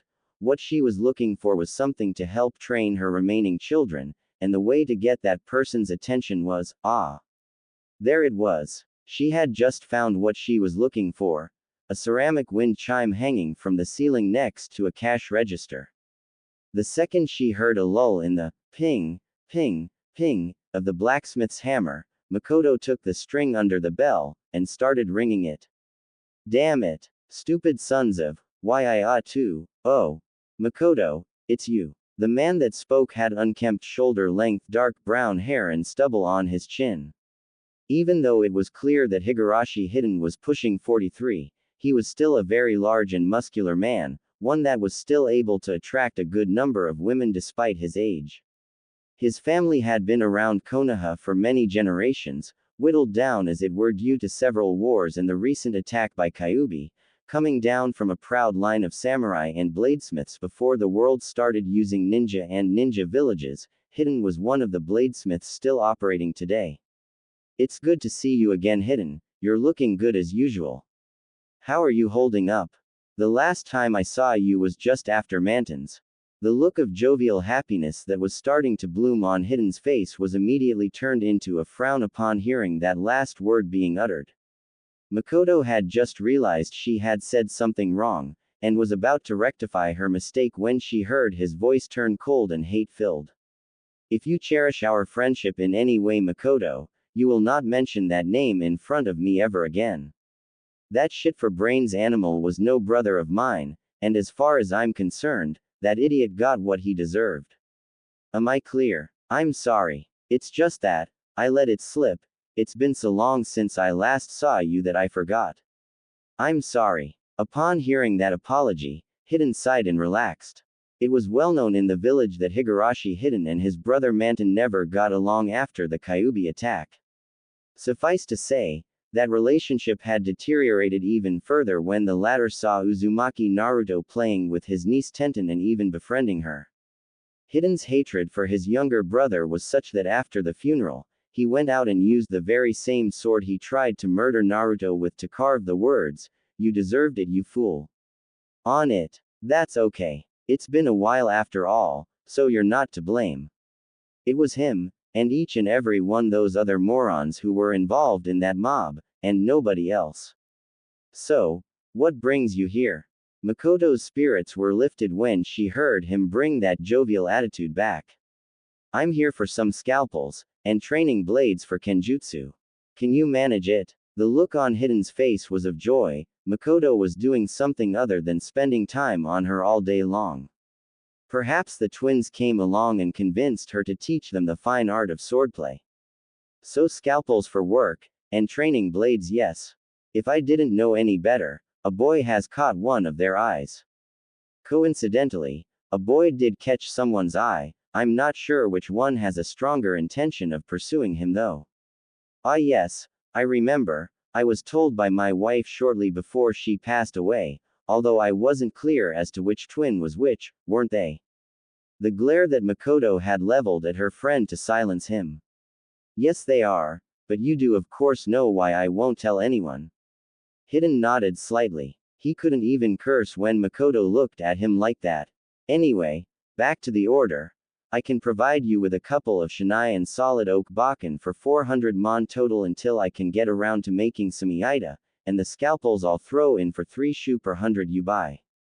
Fair enough, began Makoto, as she fished out her purse, looking for the exact amount of change. By the way, have you heard gossip from the other villagers lately?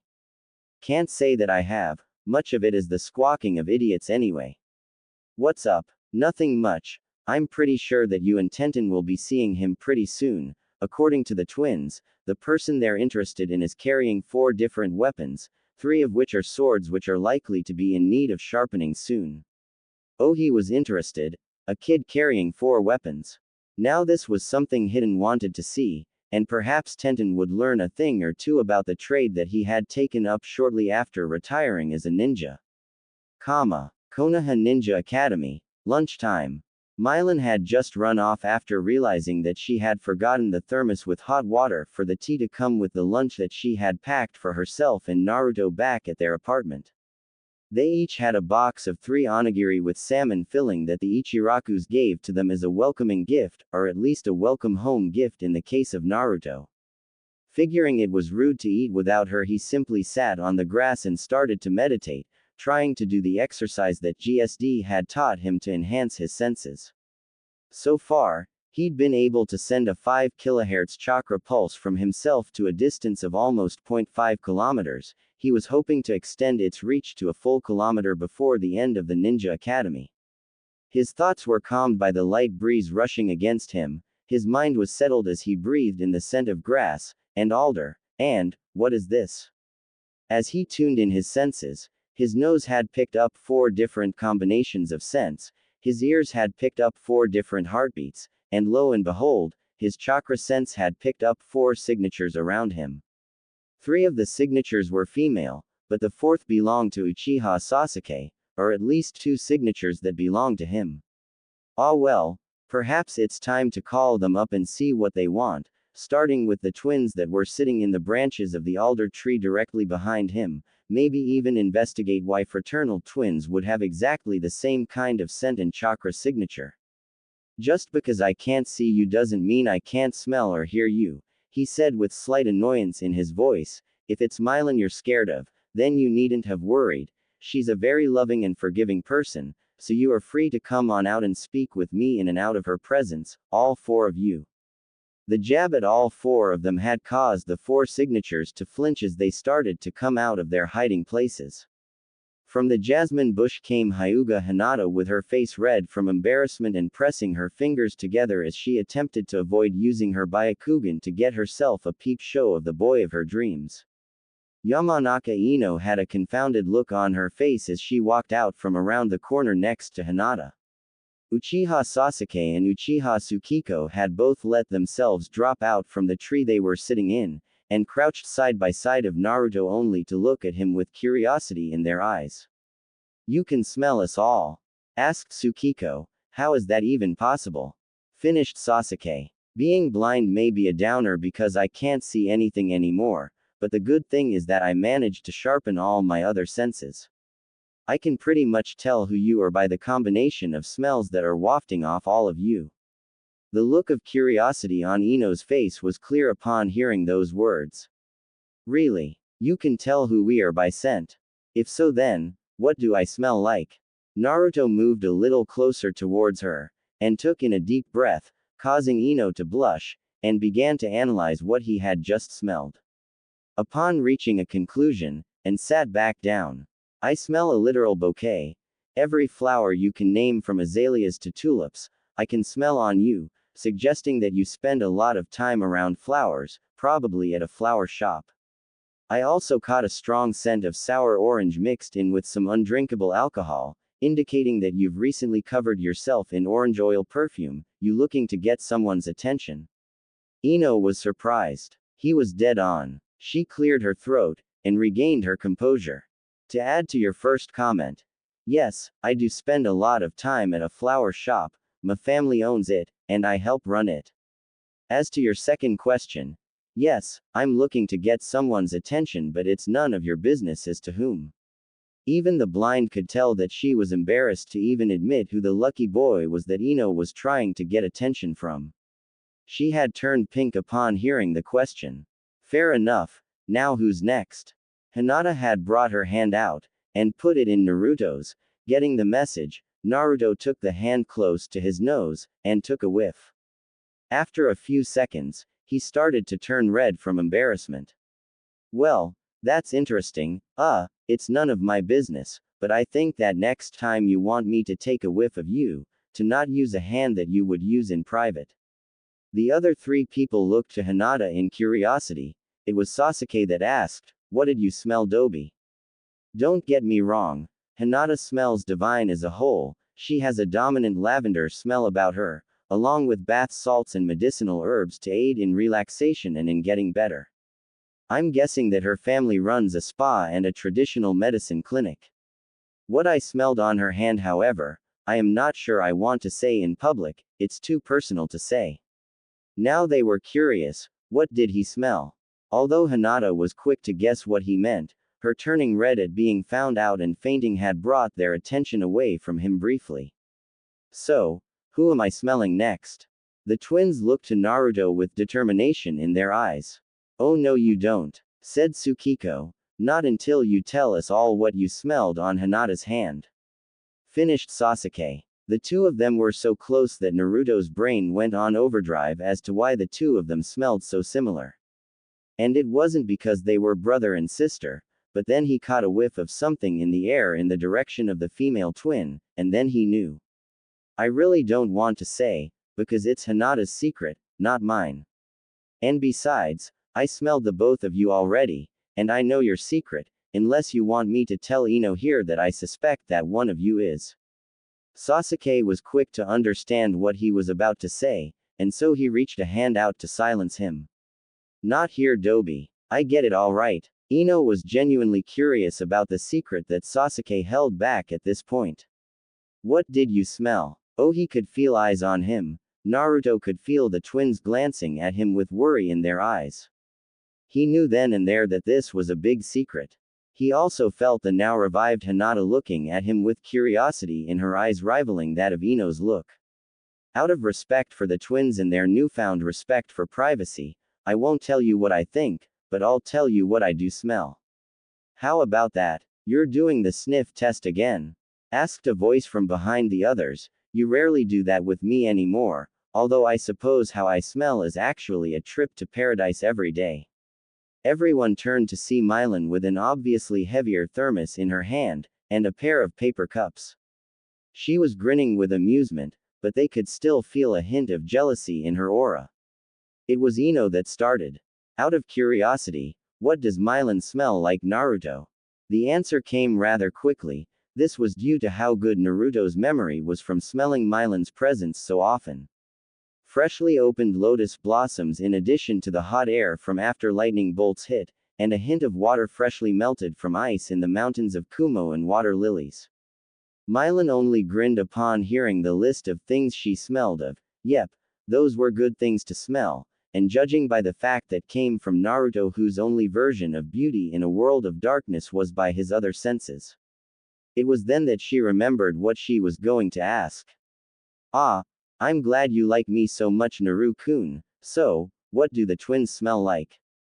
Naruto had a small grin as he started to pull out the list on his head of everything he had smelled from the Uchiha twins.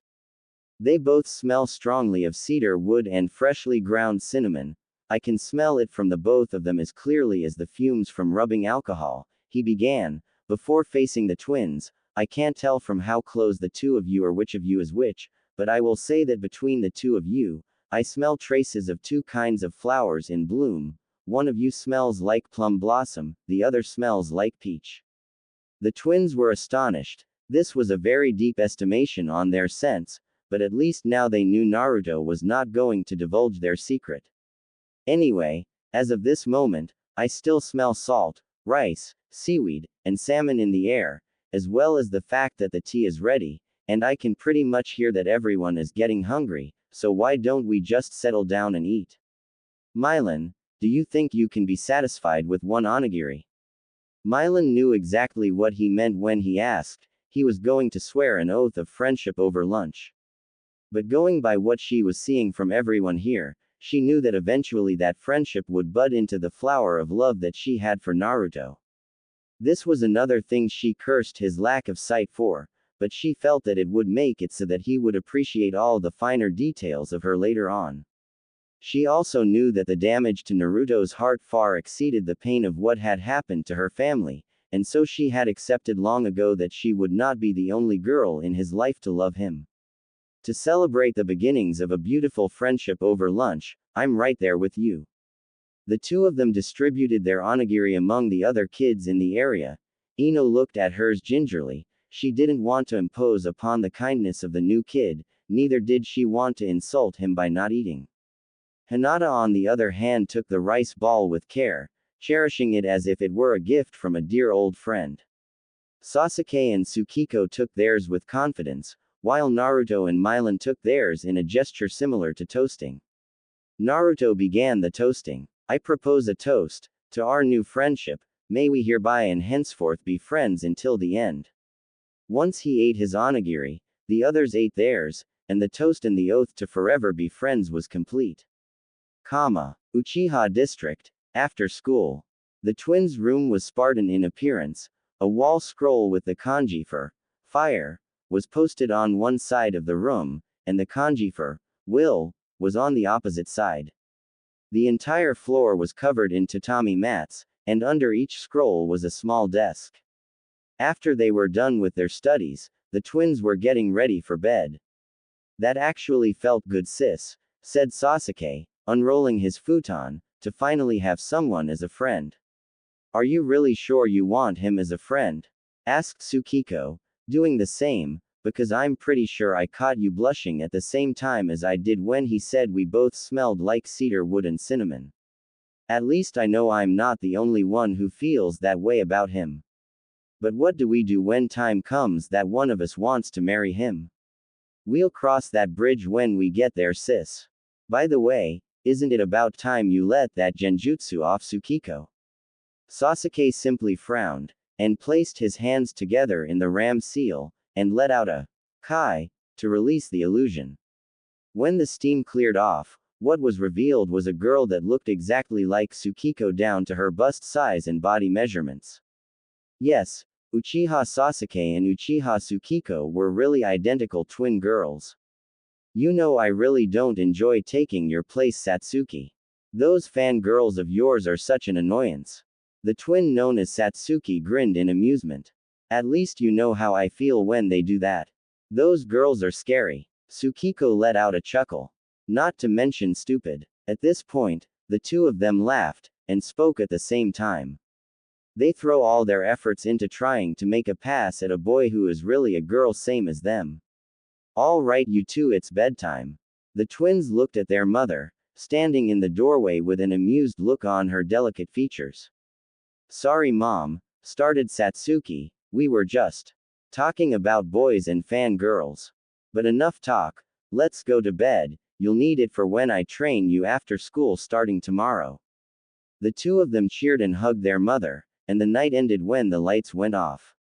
As Makoto watched her daughters slip into the world of dreams, she could only laugh to herself at the irony of their predicament. She imagined the looks on their faces at the day that they would find out that Uzumaki Naruto was actually the last of not one, but two clans. And that's how you do it, finished Iruka, simple isn't it? The teacher had been going over the finer points of sealing with Naruto. Granted, he had taught the blind boy some of the basics yesterday, but to see him working at it like he was simply made him proud. He watched as Naruto placed a kunai into the scroll by placing enough chakra into it. Naruto, on the other hand, was overjoyed that he no longer needed to heft his weapons everywhere he went. He could just seal them all away into a small scroll and then mount them back on their respective holsters when he needs them. He immediately applied his lessons to each of his weapons on the same scroll. As he watched Naruto's progress, Iruka had seen that many of the teachers had deliberately punished him for giving out the right answers and even giving him exams too soon. At that, he was very disappointed. They were letting their own prejudices blind them. And they had given all the good grades to Sasuke and Tsukiko, making them both the Rookie of the Year in their respective categories on the written portion of the lessons. To his surprise, however, neither of the twins were celebrating the fact that they were named top student and that Naruto was the dead last. It was as if they knew that they only had a lot of people kissing their asses. Granted, Tsukiko was more resistant to the flattery from the very beginning, but Sasuke was the real surprise, as he would have enjoyed rubbing it in other people's faces that he was the best. What changed? Before he could think any more on the subject, he noted that the twins had gathered closer towards Milan and Naruto, and surprisingly Ino and Hinata had joined in. It was as if they had done something with Naruto that made them closer to him. That was good in his eyes, although what Sasuke was doing seemed to be good material in yaoi novels. It was very disturbing in his eyes, but at the same time, it was still a welcome improvement from the Sasuke of before. All was going well until, hey Naruto Baka, what the hell do you think you're doing with Sasuke-kun? He doesn't need to deal with a homo like you. Oh great, it was that time again. All the die-hard loyalists in the Sasuke fan club were there glaring at Naruto. The boy was not disturbed by the fact that Haruno Sakura had been screaming that line, except to try and massage his ears. Would you be so kind as to keep your voice down, Haruno? I'm pretty sure they could hear that ugly voice of yours over in Iowa. Sakura's first reaction was to imitate a fish out of water, before she regained her senses in her rage, and started again, with a quieter voice. You're just jealous that Sasuke-kun is a much better choice than you, Baka. Nobody likes you, and I'll even bet that your win was a stroke of luck. Lay off him, Haruno, said Tsukiko, hearing enough from this witch. You've been putting him down over nothing from the day he came through these doors, and you still come out as one of the worst students Aruka has ever taught. The only reason you got here in the first place is because you memorized everything from the textbooks, and stored them in that abominably large forehead of yours. Oh, she was not going to take that now. Sakura worked up the courage, and started puffing her chest up. And what are you going to do about it, Uchiha? The evil look in Tsukiko's face was enough to discourage most from pushing her any further. This was because between the Uchiha twins, Tsukiko was definitely faster and a little more devious, thus making her prone to prank people that really made her mad, and it was all thanks to an incident where all the Uchiha men were accused of being gay. Taijutsu spars are coming up, Haruno, so how about I teach you the meaning of humility there? The pink-haired banshee simply grinned. She was confident that she'll prove to Sasuke that this girl was someone to disown from the family. In fact, as soon as she gets married into the Uchiha clan, she'll see to it that Uchiha Tsukiko is no longer mentioned in the family. You're on, bitch. As if on cue, Aruka had spoken up. Due to how correct Tsukiko was, it was that time after all. Alright class, meet us in the training field for the taijutsu session. Once done, however, the entire class started trudging away to the training field, but as soon as Tsukiko and Sakura made it to the door, they glared at each other with fire in their eyes. Oh, this was going to be good. Training field, girls match, 5 minutes later. Okay class, here's the rules, began Aruka. You will be sparring in a one-on-one match with each other. This will be an elimination match. Unlike the theoretical part of your studies, this will determine your place overall in the physical side of things. Part of your grade will be determined by that obstacle course we made you run all of last week and our lessons on the basic taijutsu forms. From this point on, your scores in your taijutsu spars will also determine your standing. There will be no weapons, and no jutsu, just your fists, legs, and whatever taijutsu style you know. First one to be knocked down or out of the ring loses. Any questions? No. Good. Now that everything's settled, let's get started. For the girls' match, our first match will be Baihei Milan and Jine Ritsu. The entire class watched as Milan and a civilian girl stood at opposite ends of the fighting arena, and stared each other down. The second that Aruka said, Hajime. The civilian girl started the match by charging at Milan with her fist and ready for a heavy punch, only to be held in place at arm's length by Milan, placing her index finger on her forehead as she continuously tried to get closer to the other girl, even swinging wildly at the last Baihei's arm to no avail. As her opponent struggled to land a hit, Milan had a bored and unamused look on her face at how pathetic her opponent was. This was no doubt a Sasuke fangirl who did not take her training seriously, much like Haruno, judging by how little force she was using to hold her back, and was not worth her time. Upon realizing her disappointment, Milan quickly stepped aside and released her finger, causing Jine Ritsu, who was still pushing forward, to fall flat on her face. Winner. Baihei Milan. Next up, Haruno Sakura and Uchiha Tsukiko. Everyone watched as Milan walked up to the stands. The boys, on the other hand, could not take their eyes off her habit of shaking her hips as she walked up the bleachers to sit next to Naruto. Even the normally unemotional Shino had to admit that were it not for the fact that this girl had superhuman strength that would probably rival that of Senju Tsunade, that was something even he wouldn't resist the urge to tap. They also watched as Tsukiko walked down the bleachers, turning more heads than she would have liked. None of the boys really noticed Sakura as she walked into the ring. As they looked at her, all they saw was a pink-haired banshee, nothing like the sophisticated yet mischievous nature that was seen in Tsukiko. The two girls stared each other down, waiting for the word. Sakura was cracking her knuckles, getting ready to lay the greatest beat down upon her enemy. Tsukiko stood there with her arms crossed, waiting for her pathetic opponent to make the first move. Upon hearing the word, Hajime, leave Aruka's mouth, Tsukiko disappeared, leaving one Haruno Sakura wondering where she went, that is, until she felt two hands groping her from behind, causing her to blush from both embarrassment and rage as she watched noses starting to bleed. Just as I thought. You've got nothing but mosquito bites. She heard from behind her, causing all the boys to laugh. No wonder the boys won't ever look at you.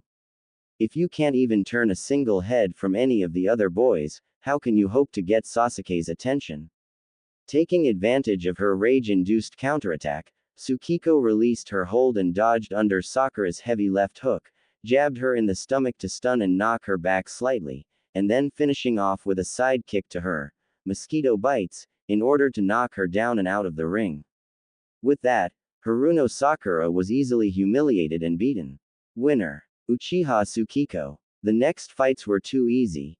Ino had finished her opponent off quickly by using her opponent's arm as leverage to flip her over.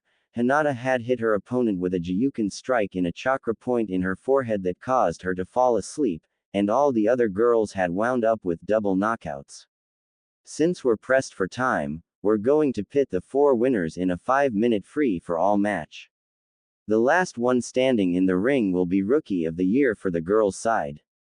The fighters will be Baihei Milan, Uchiha Tsukiko, Yamanaka Ino, and Hyuga Hinata. Will the 4 of you please step into the arena? Coming down from the bleachers were 4 of the apparent members of the Naruto fan club. Each one took a corner, and took a light stance so as to conserve their energy for the fight to come.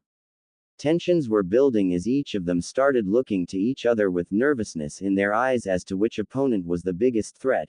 Ino, while being the weakest member of the group, was still a good deal better than Sakura, given that she had a tactical advantage from learning to adapt to her situation thanks to lessons from Shikamaru. Tsukiko had a tendency to fight dirty while applying a good amount of speed to the intercepting fist style of the Uchiha in conjunction with her devious mindset, making her the tricky opponent. Milan had super strength on her side, in addition to her ballerina's grace and stamina, making her by far one of the tougher opponents even if she was barely faster than Ino, and Hinata was apparently the fastest opponent due to the fact that her Jiyuken required strikes at the opponent's vital chakra points. The tension had been built until the word, Hajime, was drifting in the air. The fight quickly began when Ino began to attack Milan with a sweep kick in an attempt to trip her over, followed by Tsukiko, who took advantage of Ino's distraction to land a jump kick on her opponent. Milan had but a moment to block, but she knew their plan instantly. The two of them knew that she would be a bigger threat than Hinata, and chose to go after her first. Smart move as a matter of fact, and it posed quite a bit of a challenge.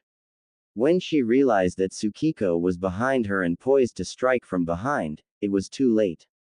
Until Hinata used a palm strike to deflect the attack from the Uchiha twin, and a second palm strike to her opponent's face. With the two of them back to back with each other and glancing momentarily in each other's eyes before facing their opponents again, Hinata against Tsukiko, and Ino against Milan. As the two of them looked in each other's eyes at that brief moment, they understood that the only way out of this was to combine their strengths and take out one opponent at a time, but they remembered that this was a 4-way free-for-all, and so the two of them would be fair game as soon as their opponents were down. Once the silent agreement was made, Hinata began the attack by striking at Tsukiko with such speed that the other girl was barely keeping up. Ino, on the other hand, had lost her support from her temporary partner, and was forced on the defensive. However, she did not waste her time simply by dodging, and was using every opportunity to try and land a punch or even a roundhouse kick.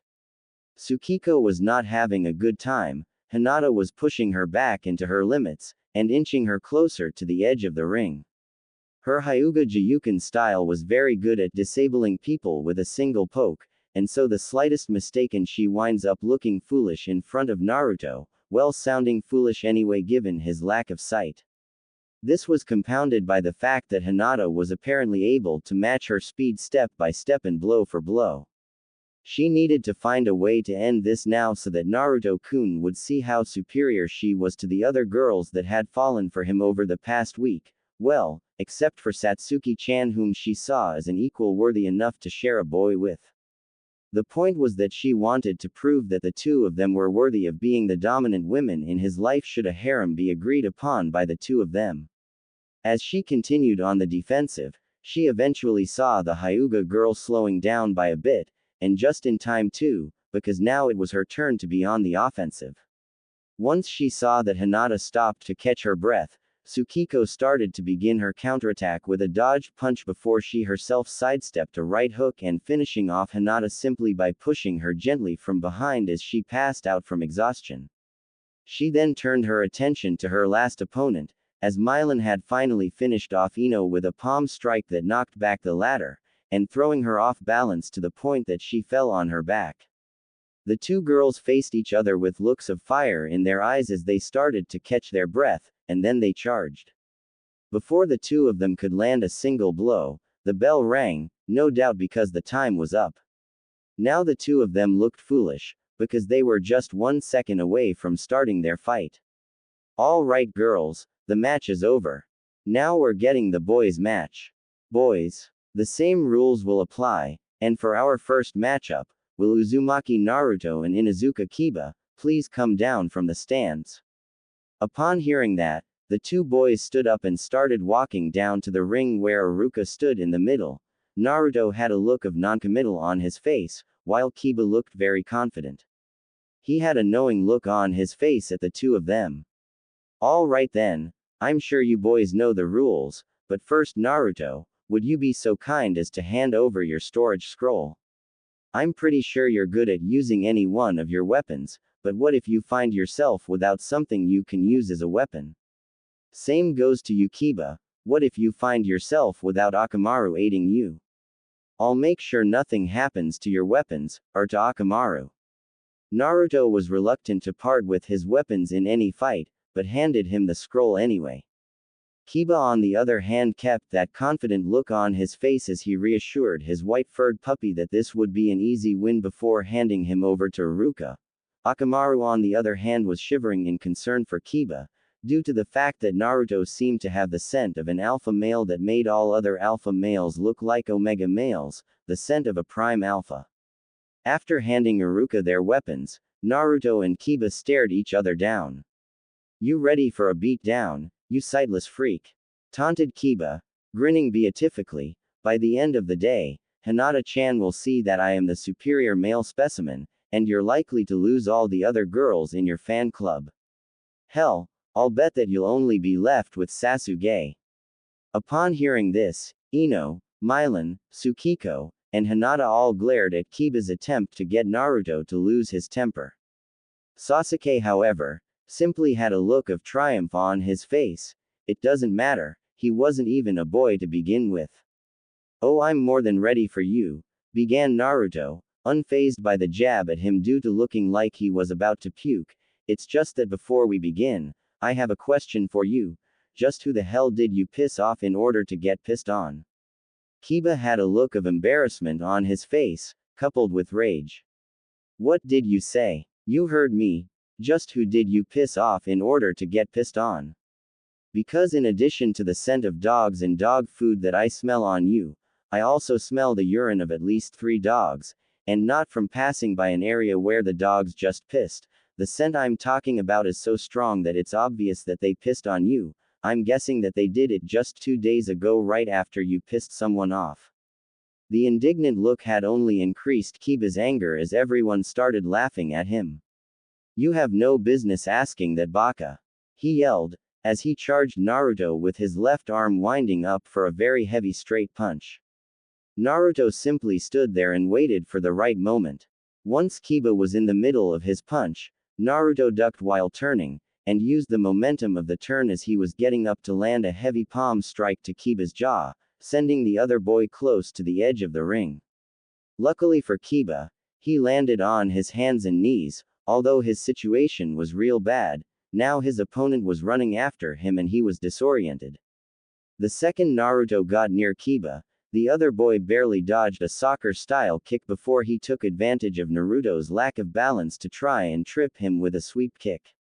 Naruto could not react in time to dodge the kick, but instead he shifted his weight in midair to land momentarily on the palm of his hand, and then back on his feet in a somersault before being tackled by a charging Kiba and using the momentum of the tackle to throw the other boy out of the ring before he rolled back up.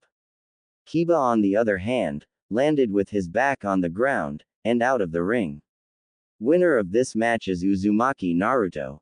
The boys looked at Naruto with envy. The dead last was walking up the stands and sitting among them. And what's more, he beat down one of the runner-ups for the title of Rookie of the Year for the boys. Troublesome, said Shikamaru to himself, but overall, I think he would in fact rely on fighting dirty, given that he was stripped of his weapons. Not bad, Naruto, although I wonder if you're any good at shogi too. Before he could add any more food for thought, Iruka called out the next names to fight. Will Nara Shikamaru and Retsu Akio please step onto the ring? After that, the next few fights were dull and boring. Shikamaru beat his opponent down with relative ease. Shino didn't stand too much of a chance against Sasuke after being beaten down with punches packed with more power and speed than he could handle, although he did manage to get in a couple of hits, and Choji accidentally using Nikuden Sensha to roll out of the ring while trying to flatten his opponent. After that, several of the other boys had double knockouts. When it came to the semifinals, Shikamaru immediately chose to surrender, saying it was too troublesome to fight Sasuke, while Naruto simply beat his opponent down by taunting him, tripping him up and putting his foot on his neck in a threatening manner in order to secure his victory. Naruto didn't bother leaving the ring. He knew that Iruka would call Sasuke down to fight him after all. He simply listened as the footsteps walked on down to the rubber-lined arena floor with the usual air of arrogance about him, assuming of course that Sasuke actually was a he. You ready to fight Dobi? Said Sasuke, the confidence in his voice. Last time you beat me, I'll admit that you're better with weapons than I am, but how would you fare against me without them? I'm pretty sure you'll be beaten without them all the same, said Naruto, getting into the cat stance, although I'm wondering as to the true purpose of your weapons. Sasuke almost lost his temper, until immediately knew what he was thinking. All this time, his opponent had been relying on taunting his opponents to make them screw up. Not going to work now.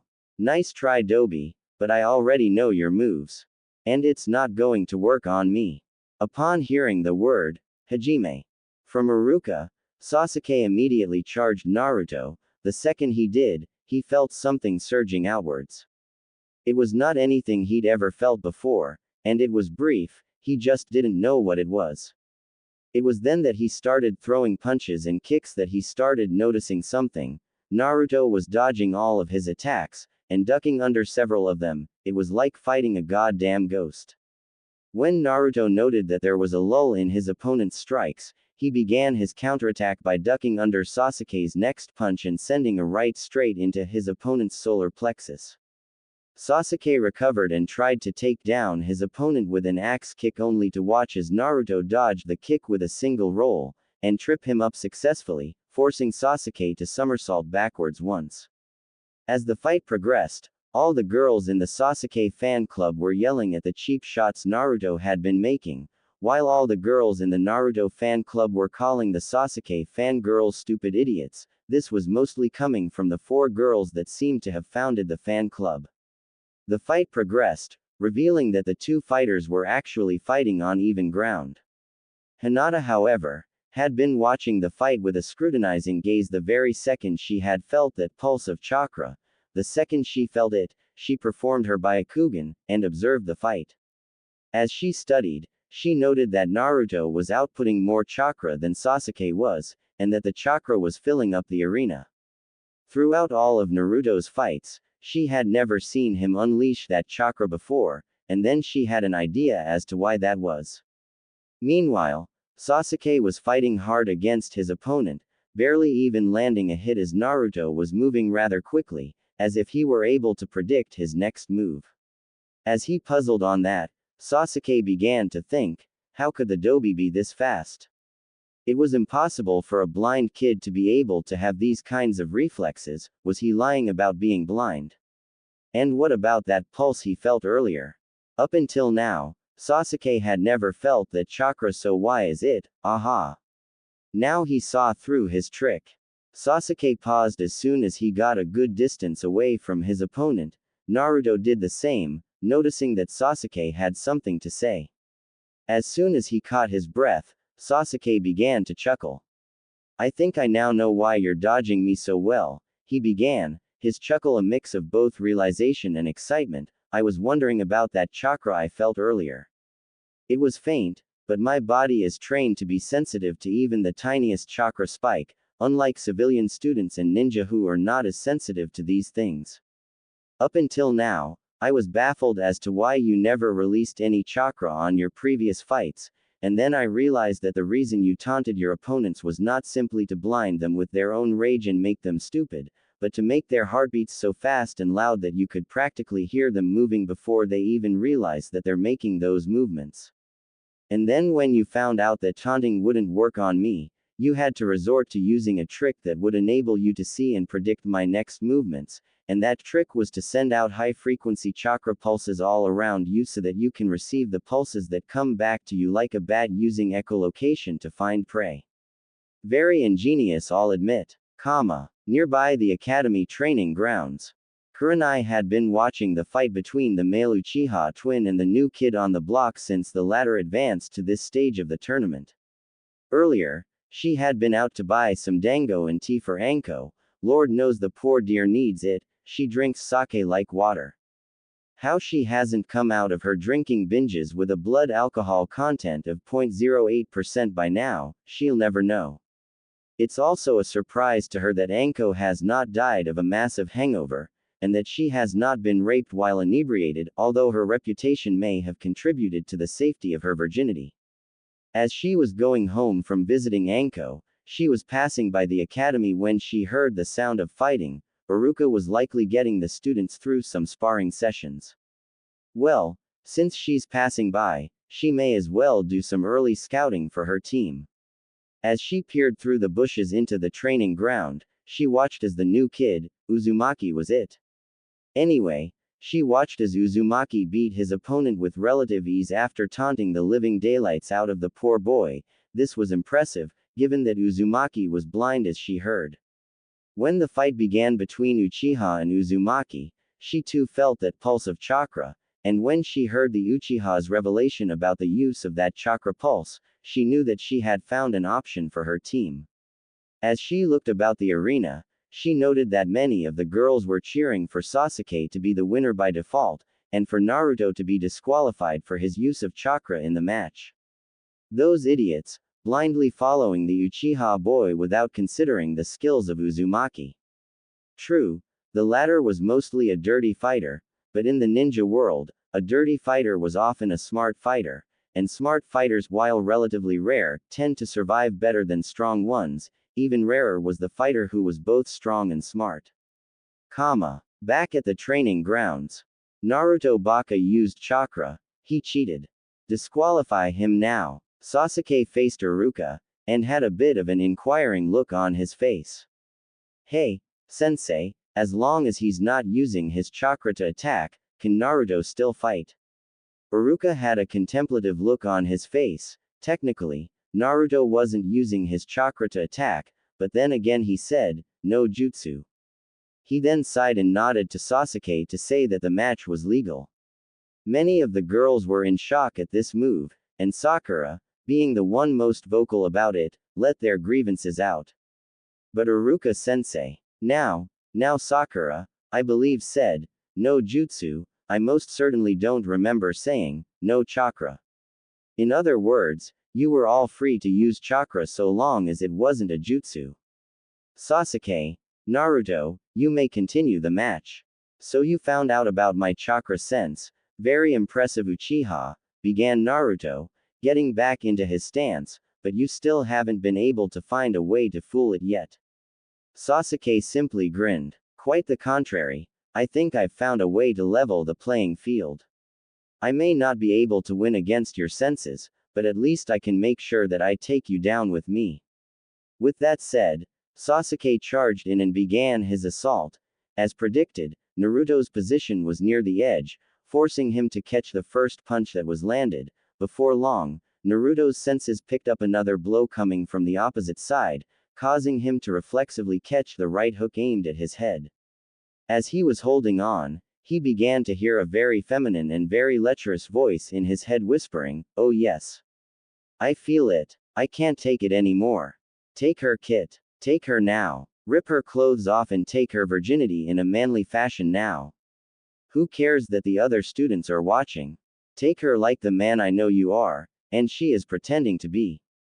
Make her yours, so that by extension, she'll also be mine. As he shook off the distraction he was hearing in his head, Naruto felt something was wrong with the picture, as he noted that Sasuke had a mischievous grin on his face while he snuck his right leg between his legs, and tripped the both of them up. There was no other option for victory, the closest he could get was a draw. And so Naruto fell on his back with Sasuke's hands still gripped in his, causing the two of them to fall over, and before the two of them hit the ground, Naruto released Sasuke's hands and spread out his arms so that his hands landed on the arena floor. Unfortunately, this also landed the two of them in a very awkward position, to which Naruto blushed. Back on the stands, Milan and Ino, and the other girls had bloody noses at the idea of a yaoi position being implemented, and even Sakura's brain was too fried from the apparently hot scene in front of her eyes. Hinata and Tsukiko both had looks of envy and fury in their eyes. They wanted Sasuke to be closer to Naruto, but not this close. The boys on the other hand, save for Shino and Shikamaru, had begun to laugh at their situation, although some of them were sickened by the idea. In the arena, however, Iruka and Mizuki, however, felt sick. They did not want to encourage homosexuality this early in the kids' lives. Well, not Iruka, but Mizuki saw definite potential for the Uzumaki brat to be Orochimaru's, and nothing more.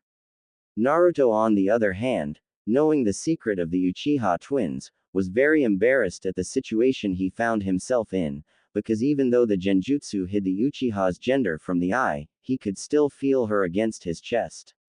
Let it be known that Uzumaki Naruto was not gay, nor was he a pervert to the extreme, but he could tell that Uchiha Sasuke's bust was nicely sized for her age, not too big, and not too small, and very firm. He also noted that her head was right next to his. Meet us at the front of the academy after school, whispered Sasuke in his ear, using her real voice, which was very eerily similar to Tsukiko's. Our mom wants to meet you. Iruka simply helped the two students up, and checked to make sure neither were hurt. Since the two of them have had a body part land outside the arena, I shall call this match a draw. Class dismissed.